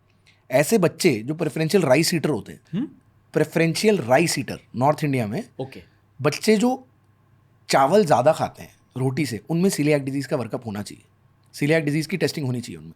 होती क्या है सीलियाक डिजीज, ये भी समझाइए। Gluten induced injury to the small intestine. Oh wow. Gluten induced immunologic injury, आपकी बॉडी ग्लूटेन के अगेंस्ट ऐसी एंटीबॉडीज बना रही है जो आपकी इंटेस्टाइन को डैमेज कर रही है। ओके, तो देखिए, ग्लूटेन आया, बॉडी ने एंटीबॉडी बनाई, एंटीबॉडी ने इंटेस्टाइन डैमेज किया। तो ग्लूटेन आ रहा है, इंटेस्टाइनल डैमेज हो रहा है एंटीबॉडी से, तो अगर आपको एंटीबॉडी नहीं बनानी इंटेस्टाइनल डैमेज वाली, तो क्या करोगे? ग्लूटेन हटा लोगे। ग्लूटेन फ्री डाइट, यहाँ पे एक्चुअली ग्लूटेन फ्री डाइट का रोल है। एक टर्म होती है जो जनता ने नहीं सुनी होगी, मैं चाहता भी नहीं हूँ मतलब वो ज़्यादा इसके बारे में अवेयर और कंफ्यूज हो। हमारी भाषा में उसे नॉन सीलियाक ग्लूटेन सेंसिटिविटी बोलते हैं।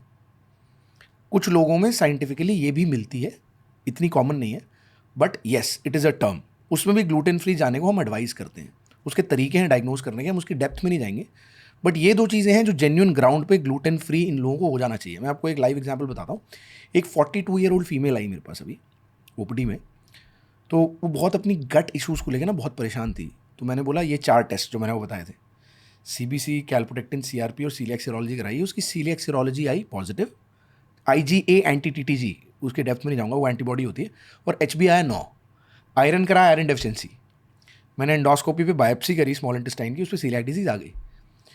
तो उसने मुझे बताया कि ना उसकी डॉटर है जो 14 ईयर्स की है, पर उसकी हाइट 4 फीट भी टच नहीं करी है। तो मैंने कहा उसके लिए 4 टेस्ट करा के आओ।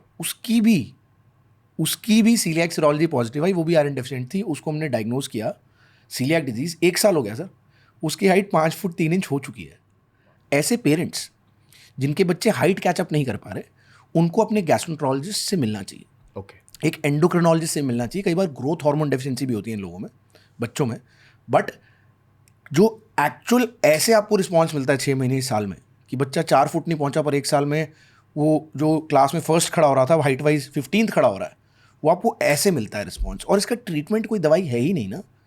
इट इज़, हमारी भाषा में बोलते हैं, toughest disease to diagnose, easiest disease to treat for a doctor. कि अच्छे अच्छे डॉक्टर पकड़ नहीं पाते, पर जो पकड़ लेते हैं उनके लिए ट्रीटमेंट तो कोई दवाई है ही नहीं, आपको ग्लूटेन ही छोड़ना पड़ेगा। तो सीलियाक डिजीज ग्राउंड पे अवेयरनेस के लिए बहुत ज़रूरी है, क्योंकि जिन बेचारों को है उनके डायग्नोज हो जाए उनकी लाइफ बदल जाती है। Got it. तो जनरल आटे को लेकर गाइडलाइन ये है कि कुछ मिलेट्स मिक्स कर दो उसमें, प्लीज़ कर वो दो, खाइए। प्लीज़ कर दो। और मैंने आपको 3 इंपॉर्टेंट मिलेट्स और उनके पॉजिटिव इफेक्ट्स भी बताए।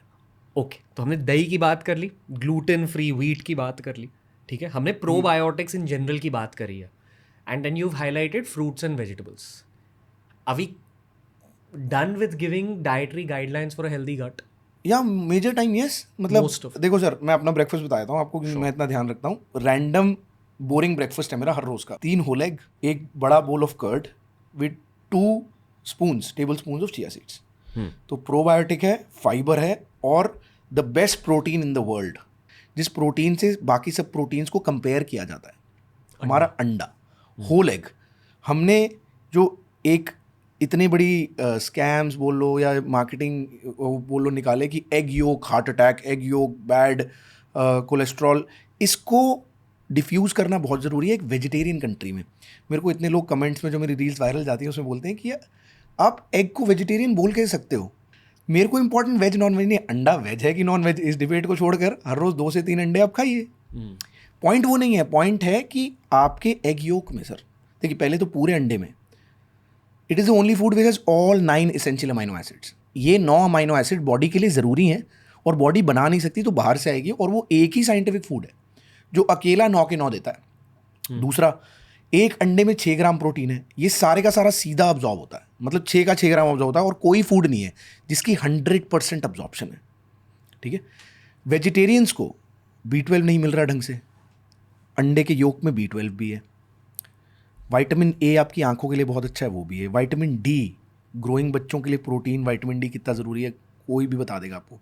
फिर अंडे में सर योक में कोलीन है। कोलीन आपके फैटी लिवर के लिए अगेन एक वरदान है, आपके ब्रेन हेल्थ के लिए एक वरदान है। फिर एग योक में 2 प्रोडक्ट्स होते हैं, ल्यूटीन और ज़ीज़ैंथीन। ये आपकी रेटिना की हेल्थ के लिए बहुत अच्छे हैं, और ये डायबिटिक ब्लाइंडनेस से भी प्रिवेंट करते हैं। तो इसमें एक बेचारे जो 3 से 4 रुपए का अंडा आता है, उसके अगेंस्ट आप इतनी बड़ी बड़ी वो सोशल मीडिया कैंपेन्स चला देते हो कि आपके कमर्शियल प्रोटीन्स बिकें, ये बिकें, वो बिकें। बट मेरे को तो गरीब लोग ऑन द ग्राउंड, जिन तक मैं पहुंचना चाहता हूं अपने चैनल के थ्रू, आपके पॉडकास्ट के थ्रू, उनको बताना है भाई आप अंडे खाओ, होल एग्स खाओ। आपको ऑलिव ऑयल अगर आप अमीर हो, सरसों का तेल अगर आप मीडियम हो, देसी घी अगर आप गरीब हो, इन 3 में से किसी में भी कम तला हुआ ऑमलेट बना लो। वाह, ओके। हाइपोथेटिकली जो लोग कभी जिंदगी में एग नहीं खाएंगे, और ऐसे बहुत लोग हैं इंडिया में, ठीक है, सब्स्टिट्यूट कैसे करें ये सब? डेयरी, पनीर, चीज़। अगेन चीज़ के साथ तो मार्केटिंग स्कैम हुआ ही है, मैंने आपको बताया था। क्योंकि जितनी मैल न्यूट्रिशन की दिक्कत है इंडिया में, आप 100 ग्राम चीज़ में देखिए, एक तो 400 किलो कैलोरी है, कैलोरी लोडेड है, तो हमारे उन बच्चों के लिए इनको कैलोरी नहीं मिल रही। फिर इसमें अराउंड गुड 25 ग्राम प्रोटीन है, 33 ग्राम फैट है। 100 ग्राम पनीर में 250 कैलोरी है, तो कैलोरी कम है, ठीक है। 20 ग्राम फैट है तो फैट भी कम है, और 18 ग्राम प्रोटीन है तो प्रोटीन भी कम है।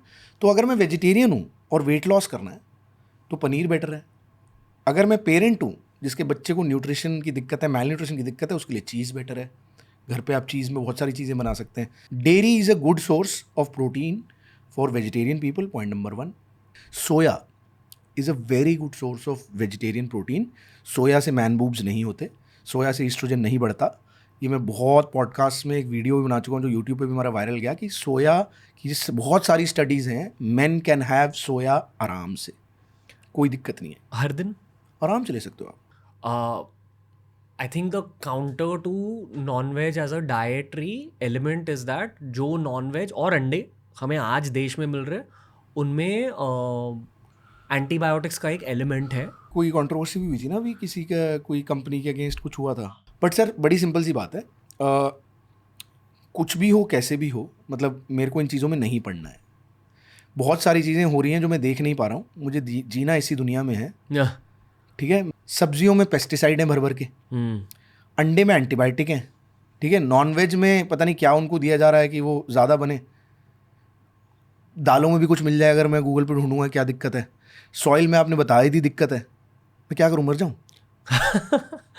सो एनीवेज सर देखिए, ऐसे ना बहुत सारी सब्जेक्टिव चीज़ें हैं जो चल रही हैं। देखिए और ना मैं आपको बता रहा हूँ, कैपिटलिस्टिक वर्ल्ड में क्रिएट एंग्जाइटी और you not being comfortable in your own skin is very important for systems to run. इसी तरह आपके ऑनलाइन एल्गोरिथम्स भी काम करते हैं। मैं आपसे बात कर रहा हूँ। So we have to be a mature individual in knowing what to ignore, नहीं तो ऐसे तो opinions have no end. But do you think कि ये जो चीज़ें प्रिजर्वेटिव्स, एडिटिव्स, स्टेरॉइड, एंटीबायोटिक, जो भी चीज़ें बेसिकली हमारे खाने को थोड़ा अडल्ट्रेट कर रहे हैं, at some point does it show up in gut health? Sir overdose अगर उसकी हो चुकी है तो होगा ही। शायद बेसिक लॉजिक ये है कि वैरायटी रखो खाने में। बिल्कुल वैरायटी रखो, और मेरे को लगता है कि a day will come, maybe we have passed away by then, where India will have stronger nutraceutical guidelines, like maybe the UAE। तो अभी नहीं है। कहाँ है? कोई ब्रांड कुछ भी बना रहा है, मतलब कुछ भी चल रहा है। आपके labels are not correlating to this thing. मतलब जो हम बात कर रहे थे अभी, किसी ने एक टेस्ट करा दिया, पता नहीं टेस्ट कराया भी कि नहीं कराया। मतलब क्या गारंटी है किस चीज़ की ना, आपने एक ब्रांड को मतलब लिटरली उठा के फेंक दिया, जो पता नहीं कितना सच है, मेरे को कुछ नहीं पता है। Okay okay got it. Okay now back to the beginning of the podcast. हमने वो रेड फ्लैग्स की बात थोड़ी सी कर ली, ब्राउन फ्लैग्स की बातें करी है, and we'll go back into brown flags, gut brain axis वगैरह, वो बहुत इंटरेस्टिंग टॉपिक है, बट बाद में। अभी let's talk about kind of green flags when it comes to potty. मैं इसी टॉपिक को हल्के से रिवर्स करके आपसे ये पूछूंगा कि खुद के पॉटी को देखकर क्या क्या पता चल सकता है खुद के बारे में, ये थोड़ा बताइए। Visual test. नहीं सर, पॉटी को मत देखो आप एक काम करो, मैं आपको मतलब अब तो आप दोस्त बन गए हो। हाँ। मैं आपको व्हाट्सएप दिखाऊंगा ना, तो रैंडमली सुबह उठ के मुझे लोगों की पॉटी की फोटोज आई होती हैं। अरे वाह, कि सर कल मैंने राजमा खाया था, राजमा नजर आ रहा है, टमाटर खाया था, टमाटर नजर आ रहा है। तो ग्रेट। नहीं सर प्लीज मतलब इतना भी ग्राउंड में नहीं घुसना मेरे को काम को लेके। तो मेरी पेशेंट्स को जेन्युइन एडवाइस होती है, साइंटिफिक। 3 रेड फ्लैग पॉटी के विजुअली। हाँ विजुअली 3 बार से ज्यादा एब्सोल्युटली वाटरी स्टूल्स आना 24 घंटे में अब नॉर्मल है। क्लियर है? पॉटी में विजिबल ब्लड होना, या तो पॉटी से अलग, पॉटी येलो है, लाल ब्लड आ रहा है साथ में आपके पॉटी के रास्ते एनस से, या रेड पॉटी आ रही है ब्लड मिक्स्ड। और तीसरा black stools, black tarry stools without any iron supplementation. ये 3 रेड फ्लैग हैं। इसमें मेरे को दिक्कत है, ये तीन चीज़ देख के आप बता सकते हो कि आप बीमार हो। हर एक को हल्के से ब्रेक डाउन कीजिए, क्या हो रहा है? सर लूज स्टूल हो रहे हैं तो आपको इन्फेक्टिव डायरिया है। So and 99% infective diarrhoeas are viral and they are self limiting. मतलब वायरल है, बैक्टीरियल इन्फेक्शन नहीं है, और खुद से ठीक होने वाली चीज़ें। आपको हाइड्रेशन मेंटेन करना है और प्रोबायोटिक्स मेंटेन करने हैं। Curd is the ideal probiotic for recovery from infective diarrhoea. Why? Because आपको जो बैड बैक्टीरिया ग्रो कर भी रहे हैं, अगर इम्बैलेंस हो रहा है तो उसको बैलेंस करने के लिए रिकवरी में आपको गुड बैक्टीरिया चाहिए जो आप कर्ड से ले रहे हैं। मतलब 95% ऑफ डायरिया केसेस दही से ठीक हो सकते हैं। 99%। वो खुद भी ठीक हो जाएंगे। आप दही नहीं भी लोगे तो आप एंटीबायोटिक लेके अपने अच्छे बैक्टीरिया को मत मारिए जो एक्चुअली रिकवरी में आपको ज़रूरी है। एक सर टर्म है post infective IBS, which is actually true on the ground. आपको वायरल डायरिया हुआ, आपने एंटीबायोटिक लोड कर दिया, गुड बैक्टीरिया मर गया, आपको IBS हो गया। अब जो नेचुरल गुड बैक्टीरिया थे उन्हें अब आप कर्ड से भी ले रहे हो तो भी बाहर से डाल रहे हो ना। तो ये बहुत बड़ा साइंटिफिक चीज़ है कि भाई एंटीबायोटिक्स जब तक एक रजिस्टर्ड मेडिकल प्रैक्टिशनर आपको लिखित में ना दे मत लीजिए। इंडिया में सर ग्राउंड पे एक प्रॉब्लम है, सेल्फ मेडिकेशन, फूफा medication, chemist medication,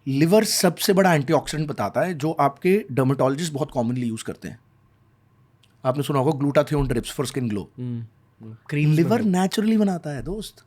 liver is the source of glutathione. यानी कि अगर लिवर का ख्याल रखा तो स्किन ग्लो करेगी. 100%. वाओ. ग्लूटाथियोन आप नेचुरली अभी पॉडकास्ट के बाद पढ़िएगा, ग्लूटाथियोन लिवर बनाता है. अगर आपको लिवर से ज्यादा ग्लूटाथियोन बनवाना है, उसे सल्फर कंटेनिंग वेजीज दीजिए, जैसे कि कॉलीफ्लावर एंड रेडिश. और कुछ है? मेनली ये दो हैं. और जो तीखी वाली मूली होती है ना सर, वो होती है एक्चुअल सल्फर कंटेनिंग, जिसको हम खाते नहीं है, कहते गैस बनाती है. ये असली देसी super food. 100% sir, 100%. Ginger, garlic, okay. अंडा, अंडे का कोलिन, सेम सल्फर कंटेनिंग. नहीं, उसमें सल्फर नहीं, कोलिन है. कोलिन सर VLDL बनाता है. सो लिवर से फैट निकालने की जो गाड़ी है, वो कोलिन बनाता है. कोलिन एग योक में होता है. ओके. जितने भी डॉक्टर्स आए हैं शो पर, मैंने हमेशा नोटिस करा कि these are the best of the best doctors. सारे स्टूडेंट मेंटालिटी वाले होते हैं कि I am still learning, I am still.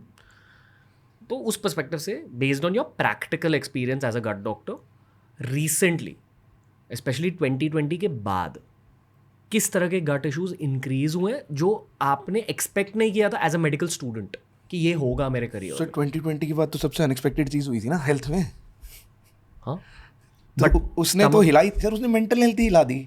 Okay. सो कोई कुछ कर ही नहीं पा रहा था. Root problem is anxiety levels have gone through the. Yes. इस पॉडकास्ट में एक बहुत बड़ी सेक्शन है गट ब्रेन एक्सेस को लेके and related to gut bacteria, जिसे मैं ब्रेक डाउन करना चाहूँगा खुद के लिए. ठीक है, and will get to that, but I have to finish off some tiny relatable questions first. Yes boss. The potty podcast में रिटर्न करते हैं. या कुछ पॉटी स्टोरीज हैं. ठीक है. एक वीडियो वायरल किया था सोशल मीडिया पे. पता है अमेरिका में एक होमलेसनेस प्रॉब्लम चल रहा है. या तो they are basically heroin, lots of them are heroin addicts, inject करते हैं. There is something called heroin shits, जहाँ एक एडिक्ट ना बहुत गंदे से कॉन्स्टिपेटेड है काफ़ी दिनों तक, और फिर एक बहुत लंबी पीस ऑफ शिट निकलती है. So there are videos of these homeless guys just standing and shitting and the shit is as long as the legs. ठीक है सर. वो एक्चुअली ओपियम जो है ना, ओपियम जो आप जिस एडिक्शन की बात कर रहे हो, कॉन्स्टिपेशन उसका पार्ट है. ओपियम इंटॉक्सिकेशन और एडिक्शन में कॉन्स्टिपेशन होता है. तो बेसिकली उसका मतलब ये है, अगर मैं साइंटिफिकली सोचूं तो, कि इतनी पॉटी इकट्ठी हो गई, जब निकली तो इतनी सारी निकल गई. ओके. फूकने से प्रेशर क्यों ज़्यादा बढ़ता है? ये तो साइंटिफिक है. फूकने से, चाय से. सर देखिए, दो केमिकल्स हैं, चाय और कॉफ़ी में कैफीन, सिगरेट में निकोटीन, राइट. अब क्या है, आपको ये समझना पड़ेगा, ये थोड़ा दोबारा साइंस हो गई, कि आपकी ना नेचुरल मूवमेंट है इंटेस्टाइन्स की. आपने सुना है कुछ लोगों को मेरे पेट से आवाज़ आ रही है, बोलते हैं मतलब आवाज़, वो नॉट द फार्ट. हाँ, नहीं, पेट से आवाज़ आ रही है. वो पेरिस्टाल्सिस की आवाज़ होती है, वो बीमारी नहीं होती. ठीक है, आती है तो उसमें कोई दिक्कत नहीं है. ये भी मैं बताना चाहता हूँ. तो क्या होता है, आपने सुना मुंह में पानी आ रहा है? मुंह में पानी आ रहा है, एक डिफरेंट चीज़ की बात कर रहा हूँ. खाना देखा और मुंह में पानी आ रहा है. What does that mean? What do you understand by that? Stimulus की वजह से रिएक्शन हो रही है. सो सर, ये जो पूरा स्टिमुलस है ना, ये 2 लेवल पे समझ जाइए. एक तो ब्रेन पे है, इसको केफेलिक रिफ्लेक्स बोलते हैं. केफेलिक रिफ्लेक्स, या साइंटिफिक टर्म है. आपने खाना देखा और आपके जूसेस इंटेस्टाइन के मुंह के स्टार्ट हो गए, बिकॉज तो इसकी एंटिसिपेशन में ना ब्रेन आपकी इंटेस्टाइन को चलाने लग जाता है. प्राइमरी पेरिस्टाल्सिस बोलते हैं इसको. ठीक है. ओके. कि स्टिमुलस विजुअल है, अभी पहुंचा नहीं है, बट आपकी मूवमेंट शुरू हो गई. फिर दूसरा होता है सेकेंडरी पेरिस्टाल्सिस. जैसे खाना फूड पाइप में गया, इसोफेगस आपने बोला, तो क्या हुआ कि खाना आगे कैसे मूव करेगा? अगर पीछे प्रेशर ज़्यादा होगा और आगे कम होगा, तभी तो ग्रेडियंट बनेगा प्रेशर का. इंजीनियर हो आप. तो ये जो मूवमेंट है ना सर, ये वेगस नर्व के थ्रू होती है. एक नर्व होती है वेगस, और उससे केमिकल निकलता है acetyl choline. Acetyl choline 2 receptor पे काम करता है, मस्करेनिक एंड निकोटिनिक. जो इंटेस्टाइन पे और निकोटिनिक रिसेप्टर्स हैं. निकोटिनिक रिसेप्टर्स पे कैफीन, चाय कॉफ़ी, और निकोटीन सिगरेट की काम करती है, इसलिए होता है. बट है क्या ना, डिसेंसिटाइजेशन होती है. आप पी रहे हो, तो डोज बढ़ती जाती है रिक्वायरमेंट ऑफ इंटेस्टाइन्स की. तो this is a sign of physical sign of addiction. देखिए, एडिक्शन कैन बी साइकोलॉजिकल. मेरे को सुट्टा मारना है, मैं ऑफिस में काम कर रहा हूँ, चल यार बोर हो गए, चाय सुट्टा ब्रेक, कॉर्पोरेट का क्लासिक. ये तो एक साइकोलॉजिकल एडिक्शन भी हो सकती है. अब मैं 4 दिन की छुट्टी पे गया, मैंने नहीं पी सिगरेट, राइट, बट अब मुझे पॉटी नहीं आ रही, ये फिजिकल साइन ऑफ एडिक्शन है. या मेरे हाथ कांप रहे हैं सिगरेट नहीं पी के, जो बहुत कॉमन है. This is a physical science of addiction. तो जो आप बोल रहे हो ये कॉमन चीज़ें हैं, बट इसके पीछे की साइंस मैं आपको बता रहा हूँ कि हाँ एग्जिस्ट करती है. गांजा सिगरेट भी गट हेल्थ से लिंक्ड होते हैं, like intaking weed, intaking tobacco. Sir tobacco है ना, मतलब गट हेल्थ से तो ये लेट से, देखिए एक बड़ी सिंपल सी बात है, लॉन्ग टर्म सब्सटेंस अब्यूज आपके केमिकल न्यूरोट्रांसमीटर के साथ खेलता है, और लॉन्ग टर्म गांजा में अगर आपने पढ़ा हो तो एमोटिवेशन सिंड्रोम होता है, जिसको आप कहते हो मोक्ष प्राप्ति होती है, बाबा भी पीते हैं कि नहीं नहीं मुझे पड़ी है चाहिए ही नहीं लाइफ में यार, कुछ डिटैच्ड हूँ मैं, मेरे पास सब है, मैं मिनिमलिस्ट हूँ, मेरा जॉइंट ले आओ मैं गांजा पीऊंगा। तो इमोटिवेशन सिंड्रोम क्यों हो रहा है आपको? फिर आप एक डोज पे जाओगे तो आपको कुछ ऐसे लोग दिखने लग जाते हैं जो होते नहीं हैं, हेलुसिनेशंस भी होती हैं। फिर गांजा एडिक्शन में एक चीज़ होती है run Amok. What? Run Amok, ये साइंटिफिक टर्म है, RUNAMOK। इसमें क्या होता है, आप इतना गांजा पी लेते हो कि अब रोड पे चाकू लेके दौड़ते हो और जो रास्ते मिलता है उसे स्टैब करते जाते हो। ये साइंटिफिक टर्म है, this is true, it happens in marijuana addiction. अभी शुरुआत में तो EDM सुनने में मज़ा आ रहा है आपको गांजा पी के, फिर आपको वो उस जोन में लेके जाता है जहाँ पे आपको अपनी गर्लफ्रेंड या पार्टनर के साथ मज़े कर रहे हो आप, फिर वो कहाँ तक जाएगा आपको पता नहीं है ना, और हो सकता है आप गर्लफ्रेंड के साथ मज़े कर रहे हो, गर्लफ्रेंड है ही नहीं वहाँ पे, आपको लग रहा है, वो लाइनें ब्लर होती जाती है ना sir. Final question before that last chapter, which is about farts. Good, nice nice nice nice, I like it. शुरुआत ही कहाँ से करें? Is there anything like healthy farting or unhealthy farting? नहीं सर, ऐसा कुछ नहीं है। क्योंकि मैंने सुना है कि कभी जब लाउड फार्ट्स होते हैं इट्स अबाउट हाउ टाइट और loose your anal sphincters, but अगर स्मेली फार्ट होते हैं it's a sign of something that may be going wrong in your gut health. Scientifically दोनों चीज़ें गलत हैं। एनल स्फिंक्टर से फार्टिंग का कोई रिलेशन नहीं है, point number 1। Point number 2, it is a sign of bacterial fermentation of the food you eat. Smelly farts, या it can be a sign of dysbiosis, can be the bad bacteria, मतलब disequilibrium in good and bad bacteria. मैंने बताया eubiosis, dysbiosis, it can be a sign of dysbiosis that bad bacteria are more. So these bad bacteria, when they are eating the food you are giving, the gases which are produced are sulfur rich or methane rich, which smell bad. Okay, but it doesn't always have to mean that you have a bad gut. नहीं bad नहीं, not always, no. तो smelly farts हो सकते हैं but not necessarily a bad gut. हाँ, मतलब कहीं ना कहीं आपको नेचुरल प्रोबायोटिक्स पे चले जाना चाहिए अगर आपको स्मेली फार्ट्स हो रहे हैं। Your curd intake should definitely go up. Same probiotic prebiotic कौन सा? हाँ हाँ हाँ हाँ। वीगन्स के साथ दिक्कत क्या होती है सर?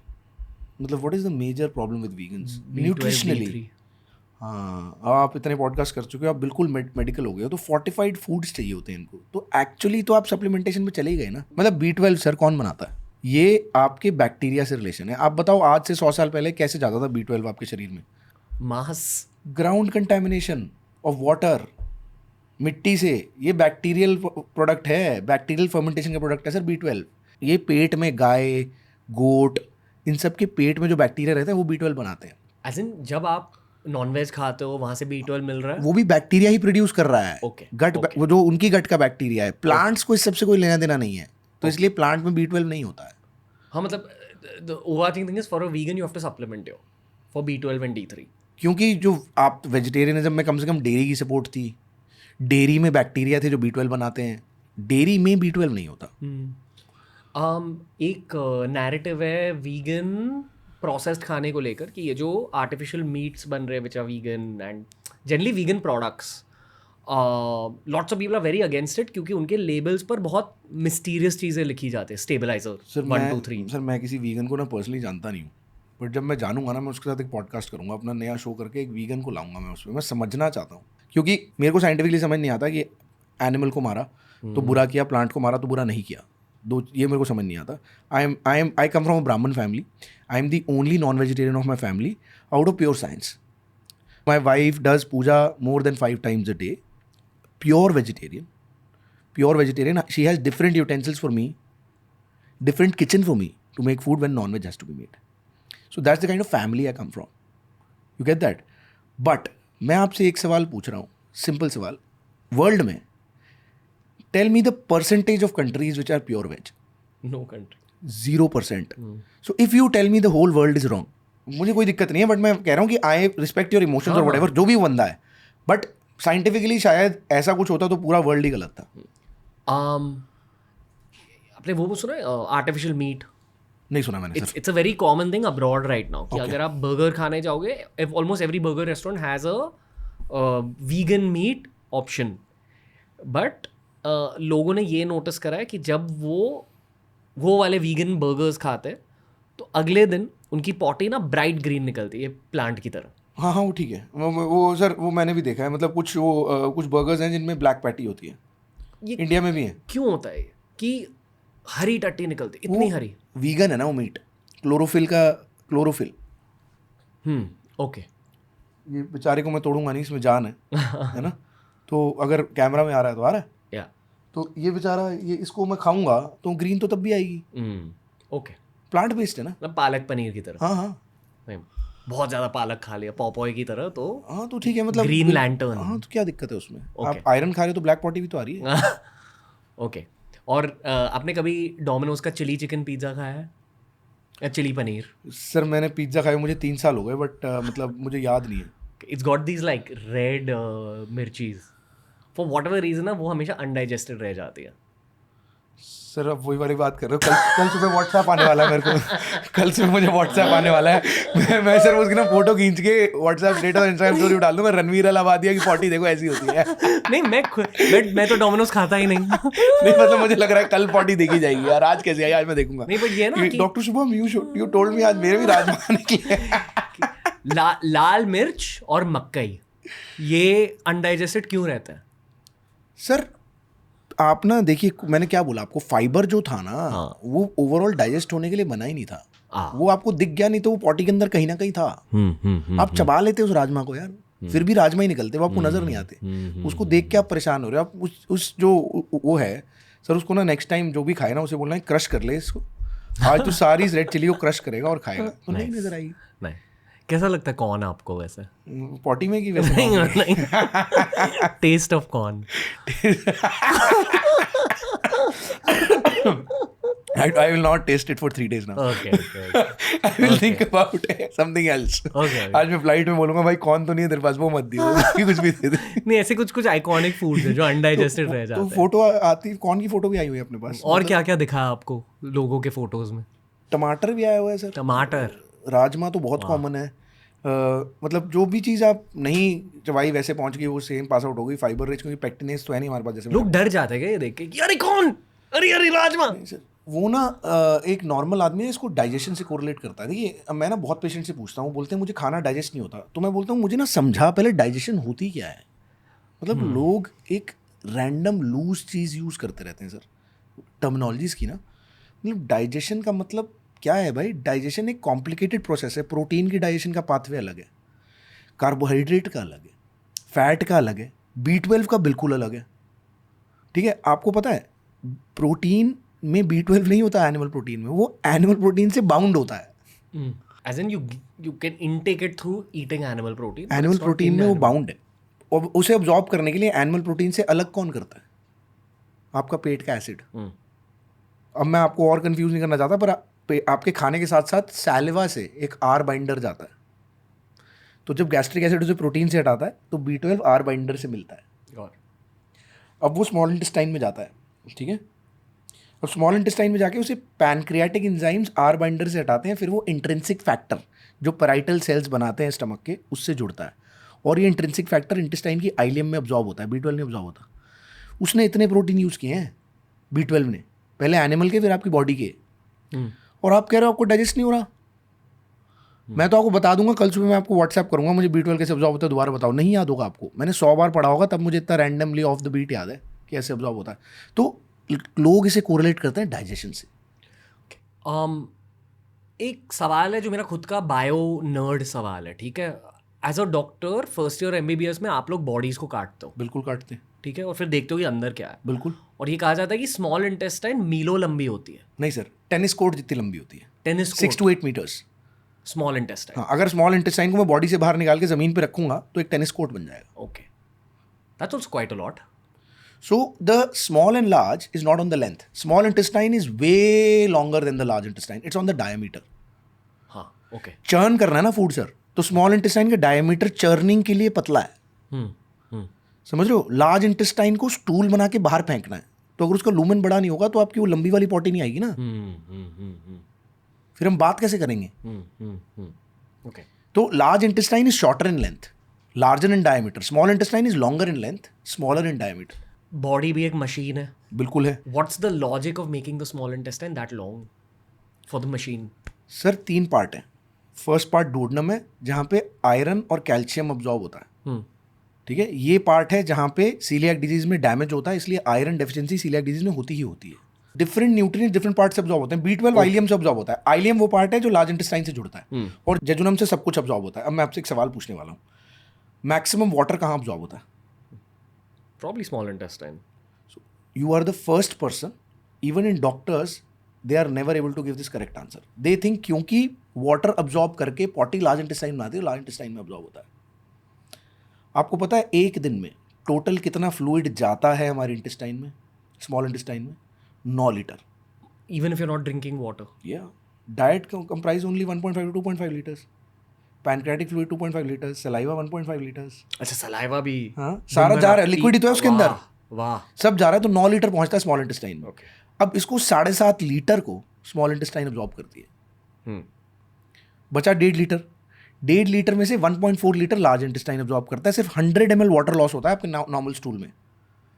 इतना कंजर्व हो जाता है. 9 लीटर फ्लूइड में से 8.9 लीटर फ्लूइड हो जाता है, जिसमें 7.5 लीटर जेजुनम अब्जॉर्ब करता है, जो मिडल ऑफ द इंटेस्टाइन है, जो middle third. So small intestine के 3 पार्ट हो गए, 1/3. Duodenum mainly for calcium, iron and folate.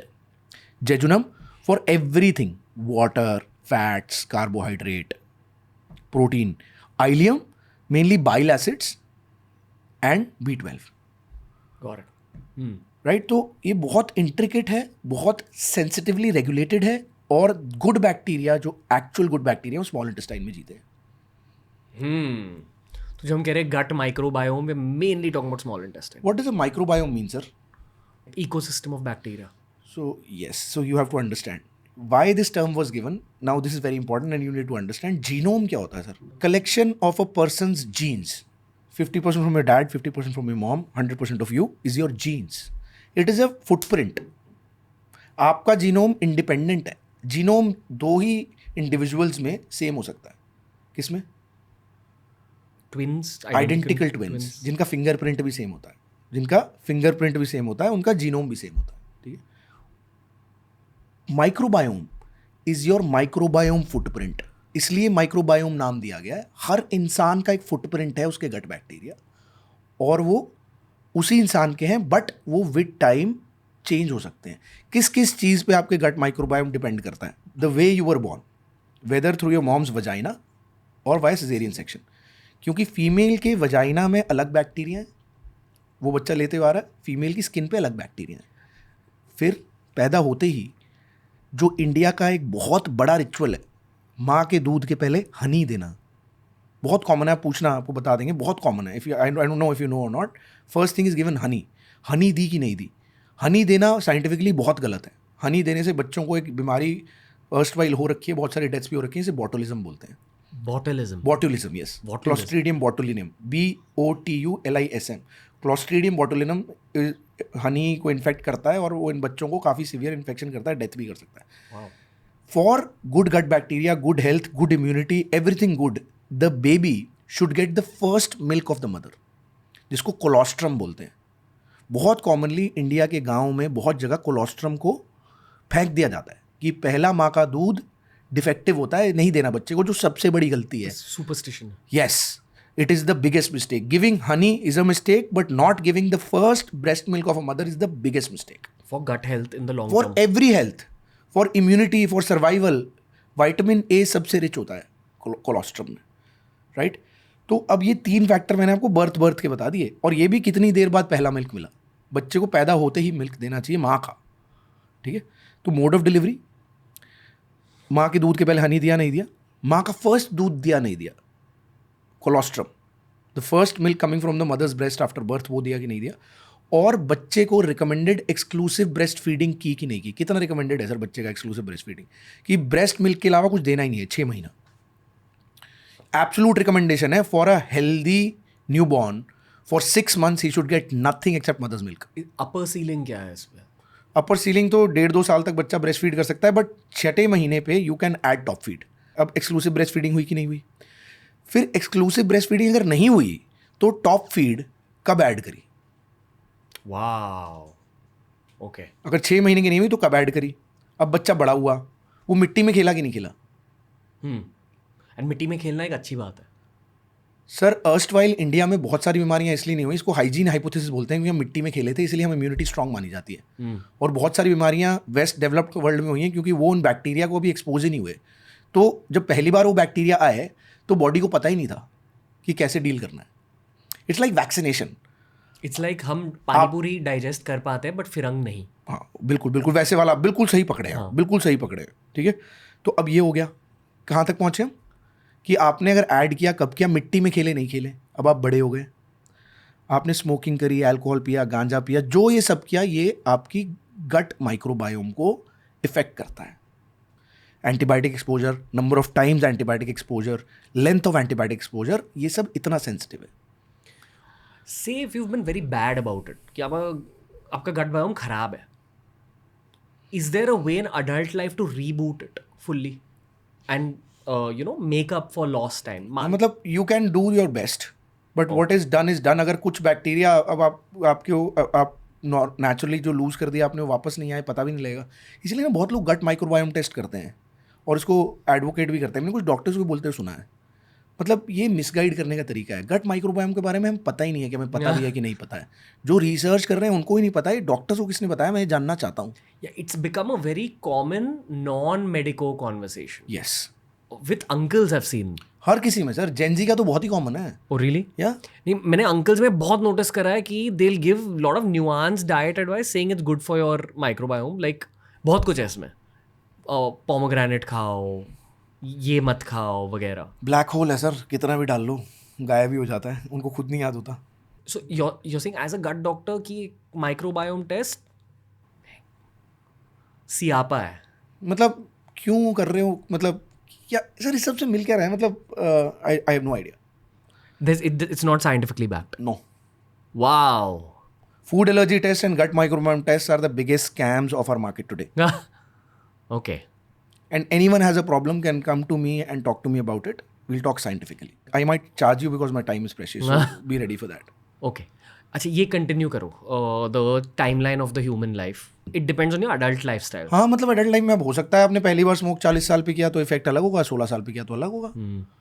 आपने अल्कोहल पिया, अल्कोहल तो वैसे ही sir is a sterilising agent ना, एंटीबैक्टीरियल इफेक्ट तो है ही उसमें. गुड बैक्टीरिया को तो मारेगा ही. अल्कोहल गट परमिबिलिटी क्यों बढ़ाता है? आपके गुड बैक्टीरिया को मारता है, बैड बैक्टीरिया को बढ़ावा देता है, रेजिस्टेंट वंस को. बैड बैक्टीरिया ब्यूटायरेट तो बनाते नहीं है. ब्यूटायरेट आपकी गट लाइनिंग की रिपेयर के लिए, गट के टाइट जंक्शंस के लिए रिस्पॉन्सिबल है. बैड बैक्टीरिया ने टॉक्सिन्स भी बनाए, वो टॉक्सिन्स अंदर गए. गट डिसबायोसिस फैटी लिवर भी कॉज करता है बॉस. जब बैड बैक्टीरिया ज़्यादा होते हैं आपकी fatty liver, diabetes, Alzheimer disease, Parkinson, neurological disorders, ये सब अंडर स्टडीज़ हैं गट माइक्रोबायोम से लिंक होते हुए. ओके. ये जितने भी डिजीजेस आपने नेम करे काफ़ी सीरियस डिजीजेस है. हाँ, अल्जाइमर में इसलिए बोल रहा था कि आपके गट माइक्रोबायोम से ऐसे पब्लिश पेपर हैं साइंटिफिक कि आपकी ब्रेन के एक्चुअल डिसऑर्डर्स भी गट माइक्रोबायोम से link. Okay. Do you think a good gut microbiome is also linked to fat loss? Must be. Metabolism पे तो पूरी तरह डिपेंडेंट है ना सर, पूरी तरह डिपेंडेंट है. तो आपके फैट लॉस के लिए सर, मेरी फैट लॉस जर्नी में जो मैंने आपको ब्रेकफास्ट बताया वो सुपर पावर रही है उसकी. कर्ड के प्रोबायोटिक, अंडे का प्रोटीन और फैट प्योर, और चिया सीड्स का फाइबर. ओके. अभी bio nerd conversation which is the core of our conversation today. Yes, हमने पॉडकास्ट करा है बट मेरे मुताबिक ये सबसे फैसिनेटिंग चीज़ है गट हेल्थ को लेके कि how is it link to your brain. Neurotransmitters Yes. होते क्या है, गट से कैसे लिंक्ड है? सर न्यूरोट्रांसमीटर वो चीज़ है जो एक नर्व से निकल के दूसरे नर्व जाती है, न्यूरोट्रांसमीटर, और रास्ते में मैसेज लेके जाती है, मैसेंजर है.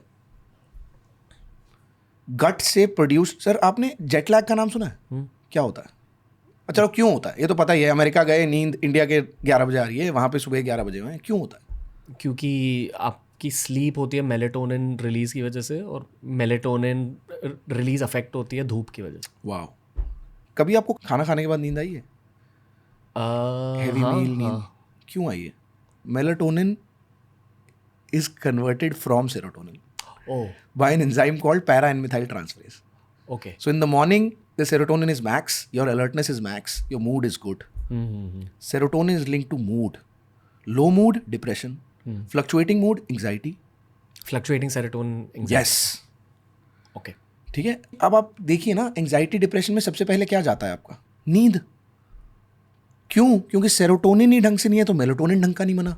As in, serotonin is a precursor to melatonin. Yes, para and methyl transferase is an enzyme in the intestine which converts serotonin to melatonin.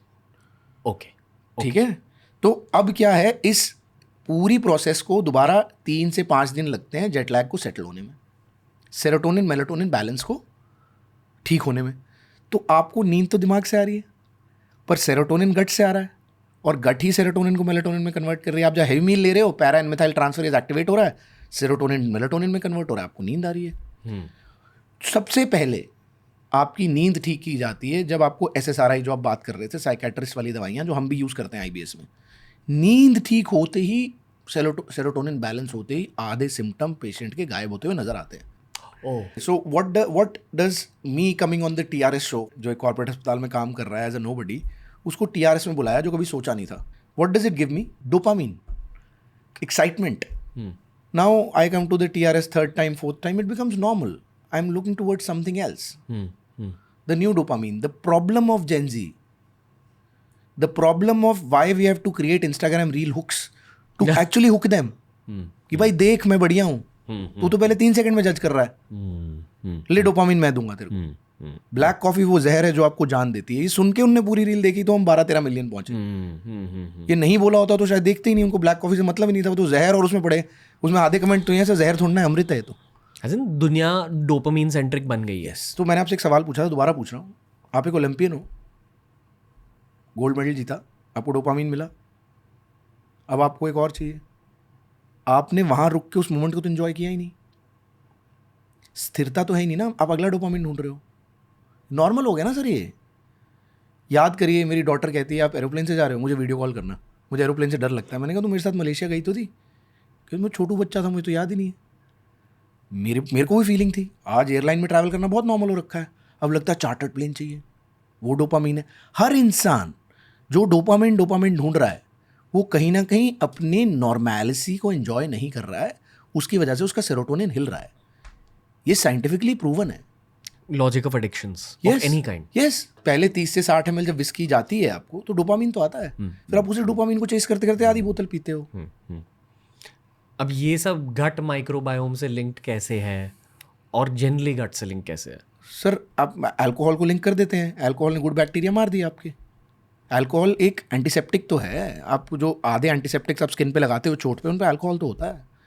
In chemistry alcohol is a solution, in life alcohol is the problem, right? And then dependence comes because the dose, वही वाली बात है ना, पहले 60 ml पे dopamine आ रहा था, अब 360 पे नहीं आ रहा। पहले एयरलाइन में ट्रैवल करके डोपामीन आ रहा था पहली बार, अब चार्टर्ड प्लेन चाहिए। चार्टर्ड प्लेन आ जाएगा तो मुझे फिर शेख जायद ही बनना पड़ेगा कि भाई मुझे पूरी कंट्री में मेरी रोड चाहिए, फिर दुनिया में रोड चाहिए मेरे को। तो उसका तो अंत नहीं है ना सर। वो स्टेबिलिटी कॉन्शियसली लाना बहुत ज़रूरी है हमारी जेनजीज के लिए, अपनी लाइफ नॉर्मल करने के लिए। तो डाइवोर्स रेट्स भी बढ़ेंगे, मेंटल हेल्थ इश्यूज तो बढ़ ही रहे हैं, पर उसका कारण ये है कि हम चेस कर रहे हैं एक चीज़ को। हम एक जगह पहुंच के भी चेस कर रहे हैं। Why do we love Virat Kohli? He defies the odds, he defies the odds of dopamine dopamine dopamine. बंदा स्टेबल है यार। बैक टू गट एक बहुत कॉमन फिनोमेना है, मैं भी फॉलो करता हूँ honestly, which is fasting as a concept. Yes, मैं 12 घंटों की फास्टिंग करता हूँ, try keeping it just water oriented. Sir ये 3 F हैं हमारी साइंस के, जिसकी आप बात कर रहे हो। F for fibre, F for fermented food, F for fasting. Fibre, fermentation, fasting. हाँ, फर्मेंटेड फूड्स, कर्ड, हाँ, साउथ इंडियन फूड फर्मेंटेड होता सारा, इडली, कांजी, कुम्बूचा, ये सारे फर्मेंटेशन वाले। और फास्टिंग, ये तो इंटरमिटेंट फास्टिंग हो रही है। जेनजीज ने उसको कूल बना दिया, क्योंकि हर चीज़ को कूल बनाना है। बट टाइम रिस्ट्रिक्टेड ईटिंग बोला जाता था सर इंडियन अर्स्टवाइल, सूर्योदय से सूर्यास्त के बीच में खाना है, अर्ली डिनर करना है। वही आज बोलते हैं 3 घंटे पहले खाओ, खाने के खाते ही लेटो मत। I think intermittent fasting and fasting के बारे में लोग अब जानते हैं कि पेट को एक ब्रेक मिल जाती है, digestive tract gets time to just chill out. एक काउंटर आर्ग्यूमेंट मैंने ये सुनी है कि कुछ लोग नहीं कर पाते fasting, like they faint basically if the stomach is empty for a long time. नहीं, ये क्या लॉजिक है? नहीं सर, ऐसा कुछ नहीं होता, ऐसा कुछ नहीं होता। ये सिर्फ टेम्पोरल एसोसिएशन है। ओके, खाली पेट पे लोग फेंट क्यों हो जाता है? सर अगर सच है इसमें, तो ग्लूकोज गिर रहा है, बट ऐसा हो नहीं सकता। हमारे पास काउंटर ग्लूकोज के हॉर्मोन्स हैं जो नॉर्मलाइज करते हैं। ये सर 8-10 दिन की स्टारवेशन की बात कर रहे हो तो बात अलग है, उसमें हो सकता है कि ग्लूकोज सीरियसली 72 आवर्स 96 आवर्स आपने कुछ भी नहीं खाया तो आपका ब्लड ग्लूकोज गिर गया। बट जैसे इंसुलिन है ग्लूकोज कम करता है ना, ऐसे ही ग्लूकागॉन है पैनक्रियाज ही बनाता है, जो जब आप फास्ट कर रहे हो तो ग्लूकोज को नॉर्मल रखता है। कॉर्टिसोल है स्ट्रेस हार्मोन, बॉडी को स्ट्रेस हुआ, खाना नहीं मिला तो बढ़ा रहा है। एड्रेनलिन है, ये सब काउंटर रेगुलेटरी ग्लूकोज के हार्मोन्स हैं, उसे नॉर्मलाइज करने के लिए इन अ नॉर्मल बॉडी बहुत ही सेंसिटिवली रेगुलेट हुआ है ऑलरेडी सिस्टम। वो थोड़ा इमोशनल हो गया सर कि मैं फेंट हो गया। अरे मुझे खाना उतना पसंद है बेसिकली, लगा क्यों रहना है मेरे को खाली पेट। मतलब हो सकता है कुछ जेनजीज मेरी बातों को लाइक ना कर रहे हो, बट मैं तो साइंस की बात ही करूंगा, मतलब it has to be true. As a gut doctor what are your fasting inputs? लोग बेसिक लॉजिक समझते हैं कि क्यों फास्ट करना चाहिए, I hope at this point of the internet, but let's ask you 12 hour fasting versus 16 hour कोई fasting. फर्क नहीं पड़ता सर, कैलोरी काउंट पे डिपेंड करता है। अगर आप 16 आवर फास्टिंग के बाद 8 घंटे में 4000 कैलोरी खा रहे हो तो किस बात की फास्टिंग? फिर भी वो तो बात वही है ना, आप कैलोरी डेफिसिट में रहना चाह रहे हो और आप सेविंग कैलोरीज यूज करना चाह रहे हो। जब फास्ट कर रहे हो तो आपके लिवर पे जो फैट है वो बॉडी यूज कर रही है ना ग्लूकोज में कन्वर्ट करने के लिए। जो कॉर्टिसोल आ रहा है, जो एक्सेस खाया है आपने, कहते नहीं मैं डिटॉक्स करूंगा, जेंजी टर्म है। 4 दिन छुट्टी पे गया था, बहुत सारी शराब पी ली, अब मैं डिटॉक्स करूंगा, मतलब मैं टॉक्सिन नहीं डालूंगा। तो भाई टॉक्सिन तो आपकी गुलाब जामुन भी है ना, आइसक्रीम भी है। देखो I am not asking you to become a sadhu. आप आराम से 15 दिन में एक बार, हफ्ते में एक बार आइसक्रीम खा सकते हो, सब कुछ कर सकते हो, बट मतलब we have to be in moderation. आप बस प्लीज़ भगवान के लिए, जो भी मेरे को सुन रहा है, अपनी चाय में चीनी डालना बंद कर दीजिए। अक्वायर्ड टेस्ट है, जैसे अक्वायर्ड टेस्ट के लिए ना बहुत इंपॉर्टेंट चीज़ एक पेशेंट्स को बताता हूँ। So I went to China for a 6 week training programme in liver. तो मैं बीजिंग में था, एक बहुत बड़े चाइना के हॉस्पिटल में। तो एक दोस्त ने, जो बहुत कम लोग इंग्लिश बोलने वाले होते हैं तो दोस्त बन जाते हैं, उन्हें डिनर पे बुलाया।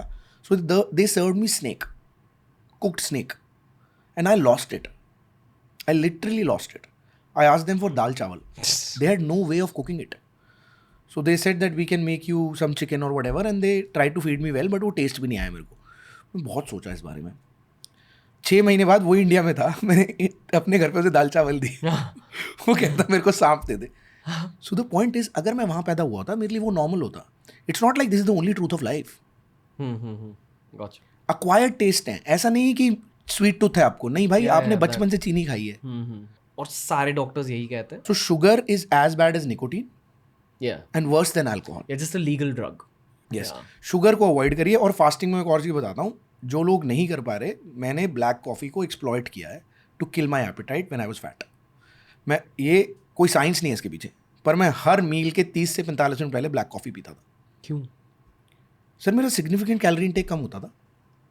ऐसे पेट थोड़ा भरता था? नहीं सर, वो एपेटाइट सप्रेसेंट है। वो उसका कैफीन आपके दिमाग के लेवल पे एपेटाइट सप्रेस करता है और कैलोरीज नहीं देता। ऑलमोस्ट जीरो या निग्लेजिबल कैलोरीज होती हैं उसमें। आप उसको कैलोरी लोड बढ़ाते हो चीनी और मिल्क डाल के। And all in all good for the liver, good for the sir brain, good for the heart, मतलब बहुत अच्छा। और उसके जो बहुत लोग हमें बोलते हैं कि, मतलब रील्स पे कमेंट करते हैं कि बीपी बढ़ता है, भाई ट्रांजिएंटली बढ़ता है। आप एकदम सुबह उठ के फर्स्ट डोज मत लीजिए, क्योंकि ब्लैक कॉफ़ी कॉर्टिसोल बढ़ाती है, और पहले ही कॉर्टिसोल स्ट्रेस वाला जो होता है वो सुबह ज़्यादा होता है। थोड़ा डिले कर दीजिए, फर्स्ट ड्रिंक मत लीजिए, अपने पेट को एसिड शॉक मत दीजिए। बट ब्लैक कॉफ़ी वो जहर है जो आपको जान देती है, लाइफ देती है। आपका लिवर आपको चिल्ला चिल्ला के थैंक यू बोलता है अगर आप 3 से 4 कप ब्लैक कॉफ़ी पीते हो। पब्लिश्ड पेपर है, आपको अक्वायर्ड डोज नहीं हुई। मैं अपने पेशेंट्स को बोलता हूँ, पहले फर्स्ट डे 2 सिप पीजिए, 10 दिन के लिए 2 सिप पीजिए, 11वें दिन 4 सिप पीजिए, 11वें से 20 दिन 4 सिप पीजिए, 21वें दिन से 30वें दिन 6 सिप पीजिए, और ऐसे करके 3 से 4 कप तक जाइए। कुछ नहीं होगा आपको, मैं बैठा हूँ। एक आखिरी सवाल है, किसी ने तो मेरे को ये कहा था, there is some, please tell me the biology behind this, कि बाय चांस जैसे अगर अनहाइजीनिक कंडीशंस में आपने खाना खाया और कुछ ऐसे ट्रेस पॉटी है वो खाने में, तो पेट में जाकर वो ट्रेस पॉटी ऐसे फैल सकती है। ट्रेस पॉटी क्यों जाएगी पेट में, मुझे समझ नहीं मतलब मान लो किसी पानी पूरी वाले ने जस्ट जाकर अपना बिग जॉब खत्म करा है, यस, और धोया है हाथ के साथ, और हाथ अच्छे से धोए नहीं, तो उसके नाखूनों में छोटे छोटे पॉटी के पीसेस होंगे, बिल्कुल, और फिर वो पानी में पूरी को डुबा कर इन्फेक्ट करा है पूरे पानी को, बट वही पानी आप पी रहे हो पानी पूरी के साथ। वही पानी पेट में जाकर क्या करेगा? सर देखिए, एक तो गट माइक्रोम वाली बात छोड़िए, इससे मैं अवेयरनेस कर देता हूँ। वायरल हेपेटाइटिस करेगा आपको, हेपेटाइटिस ए और hepatitis E, these are the food and water borne infections which can kill your liver. Kill your liver? या वायरल हेपेटाइटिस करती हैं ये। और जो एक्चुअल इनका आउटब्रेक होता है वो ऐसे ही होता है। बच्चे हॉस्टल में रह रहे होते हैं, तो जो कुक होता है वो जाता है उसके हाथ से पानी पूरी वाले से, ऐसे ही होता है। And these can cause acute liver failure as well, मतलब immediate death. But majority cases are self limiting. But बहुत सारी मिस इन्फॉर्मेशन क्रिएट हो जाती है जब आंखें पीली होती हैं।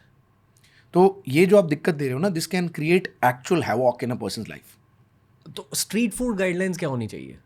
सर लक पे है ये, कोई गाइडलाइंस नहीं है, ये लक पे है। मतलब अब होगा नहीं होगा, अब जिसको होगा उसको कितने सिवियरिटी में होगा। 99% cases are mild if you don't do anything, you meet the right person, maintain your hydration. But 1% like hepatitis E is known to cause maximum deaths if it occurs in pregnancy. जैसे hepatitis A किसी को है, ई है घर में, तो हम उसे स्पेशली बोलते हैं कि तू अपना वॉशरूम आज चेंज कर ले, तेरा वॉशरूम बाकी लोग ना यूज़ करें 12 हफ्ते तक, because you are shedding that in your stools. तो सपोज आप फ्लश कर रहे हो, कुछ भी कर रहे हो, तो फोमाइट्स दरवाज़ा, और दूसरी चीज़ वॉशरूम से निकलते हुए एक्स्ट्रा सैनिटाइजेशन नेल्स काट के रखो और अच्छे से हाथ धो, क्योंकि आपके पॉटी से हाथ से ही बाकी घर वालों को जा सकता है। ओए होए। तो मैं आपको वही बता रहा हूँ, ये एक्चुअल रिकमेंडेशन होती है इन पेशेंट्स को, ग्राउंड लेवल पे हम लिख के देते हैं। मेरे जितने भी डॉक्टर फ्रेंड्स हैं ना, MBBS के बाद हमेशा ये कहते हैं कि यार अगर आप स्ट्रीट फूड खा रहे हो तो ठंडा स्ट्रीट फूड, चटनी और जिसमें भी पानी ज़्यादा यूज़ होता है, थोड़ा ध्यान से खाना। सर देखिए ना, ये सारी चीज़ें इस पे आती हैं, how much you have to lose, risk versus हाँ, मतलब आप अगर मेरी तरह आप इतने अवेयर हो तो मैं तो कभी स्ट्रीट फूड खाऊंगा ही नहीं, मतलब ऑनेस्टली। वाओ, ये बहुत सारे डॉक्टर्स कहते हैं। सर नहीं, बहुत टू मच टू लूज है सर। अगर मैं 12 हफ्ते लेट गया बेड पे तो पूरा सिस्टम डूब जाएगा।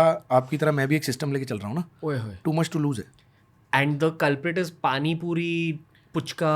नहीं, सैनिटाइजेशन है ना सर, उसको हाथ किसने लगाया, सैनिटाइजेशन की प्रॉब्लम है ना सर ये, मतलब वो इशू है। देखो सर, ये इवेंचुअली ना, if you have nothing to lose, आप सबसे बेधड़क इंसान होते हो। कॉलेज में तो हमने भी खाए हैं। अब जुहू चौपाटी भी जाके वड़ा पाव नहीं खाया मैंने मुंबई में, मैं किसी को बताऊंगा तो बोलेगा यार क्या करके आया तू। फिर शाहरुख खान की बात याद आती है कि मुझे अगर जुहू चौपाटी चाहिए, किसी पॉडकास्ट में उसने बोला था, तो मेरे घर पे 3 टिफिन बॉक्स आएंगे, एक पे जुहू चौपाटी की या सैंड होगा, एक में वड़ा होगा, एक में पाव होगा। वो घर पे बन जाएगा। तो वो डिफरेंट चीज़ें हैं सर, मतलब दे आर डिफरेंट एस्पेक्ट्स। एक ट्रिविया सवाल है, पूप से बास क्यों आती है? डिकम्पोजिशन है बेसिकली, और वो जब हो गई है, अब पड़े रहने दोगे तो और डिकम्पोज ही तो करेगा वो। और ब्राउन क्यों होता है? बाइल की वजह से स्टर्कोबिलिनोजन बनता है, बाइल उससे, बाइल के क्या कहते हैं, डिग्रेडेशन से। बाइल लिवर से आता है, गॉल ब्लैडर में स्टोर होता है, फैट की एब्जॉर्प्शन के लिए रिस्पॉन्सिबल है, जितना बच जाता है पॉटी में आता है। तो बाइल येलो होता है, येलोइश ग्रीन। तो जब उसमें स्टर्कोबिलिनोजन होता है, और जैसे ही पॉटी निकलती है, स्टर्कोबिलिनोजन स्टर्कोबिलिन में कन्वर्ट हो जाता है ऑक्सीजन के एक्सपोजर से। Stercobilin is yellow in colour. Okay. Any signing off note, because we've reached the end? Signing off note is we have to remain healthy. Health is created in boredom with boring things over and over again. Just like life, we have to calm down, not look for excitement every day, build healthy connections with our closed ones, with family. The actual happiness is inside home, away from screen, scroll less, read more books, eat fermented foods, eat good fiber, eat your fruits and veggies well, right? Have whole eggs, have black coffee, and sleep well. And thank the Almighty for giving you a human birth. Let's make some difference in this birth. And thank you Ranveer Alawadia for the beer biceps. Pleasure. Thank you. The Poop podcast का अंत हो चुका है. Thank you, Dr. साहब. I hope I gave you good content to make everyone aware. Yeah, it was great. I think and we grow together and keep growing. हर कोई अपने potty को एक नए नज़रिए से देखेगा इस पॉडकास्ट के बाद। बिल्कुल। नीचे व्हाट्सएप नंबर मत छोड़ना, नहीं तो नई तरह की पॉटी की फोटोज आएगी। 1000 ऐसे टॉर्नेडो ऑफ पॉटी फोटोज आएंगे। Guinness book of world record में होता है, I have seen the maximum potties in the world. Thank you TRS। Thank you.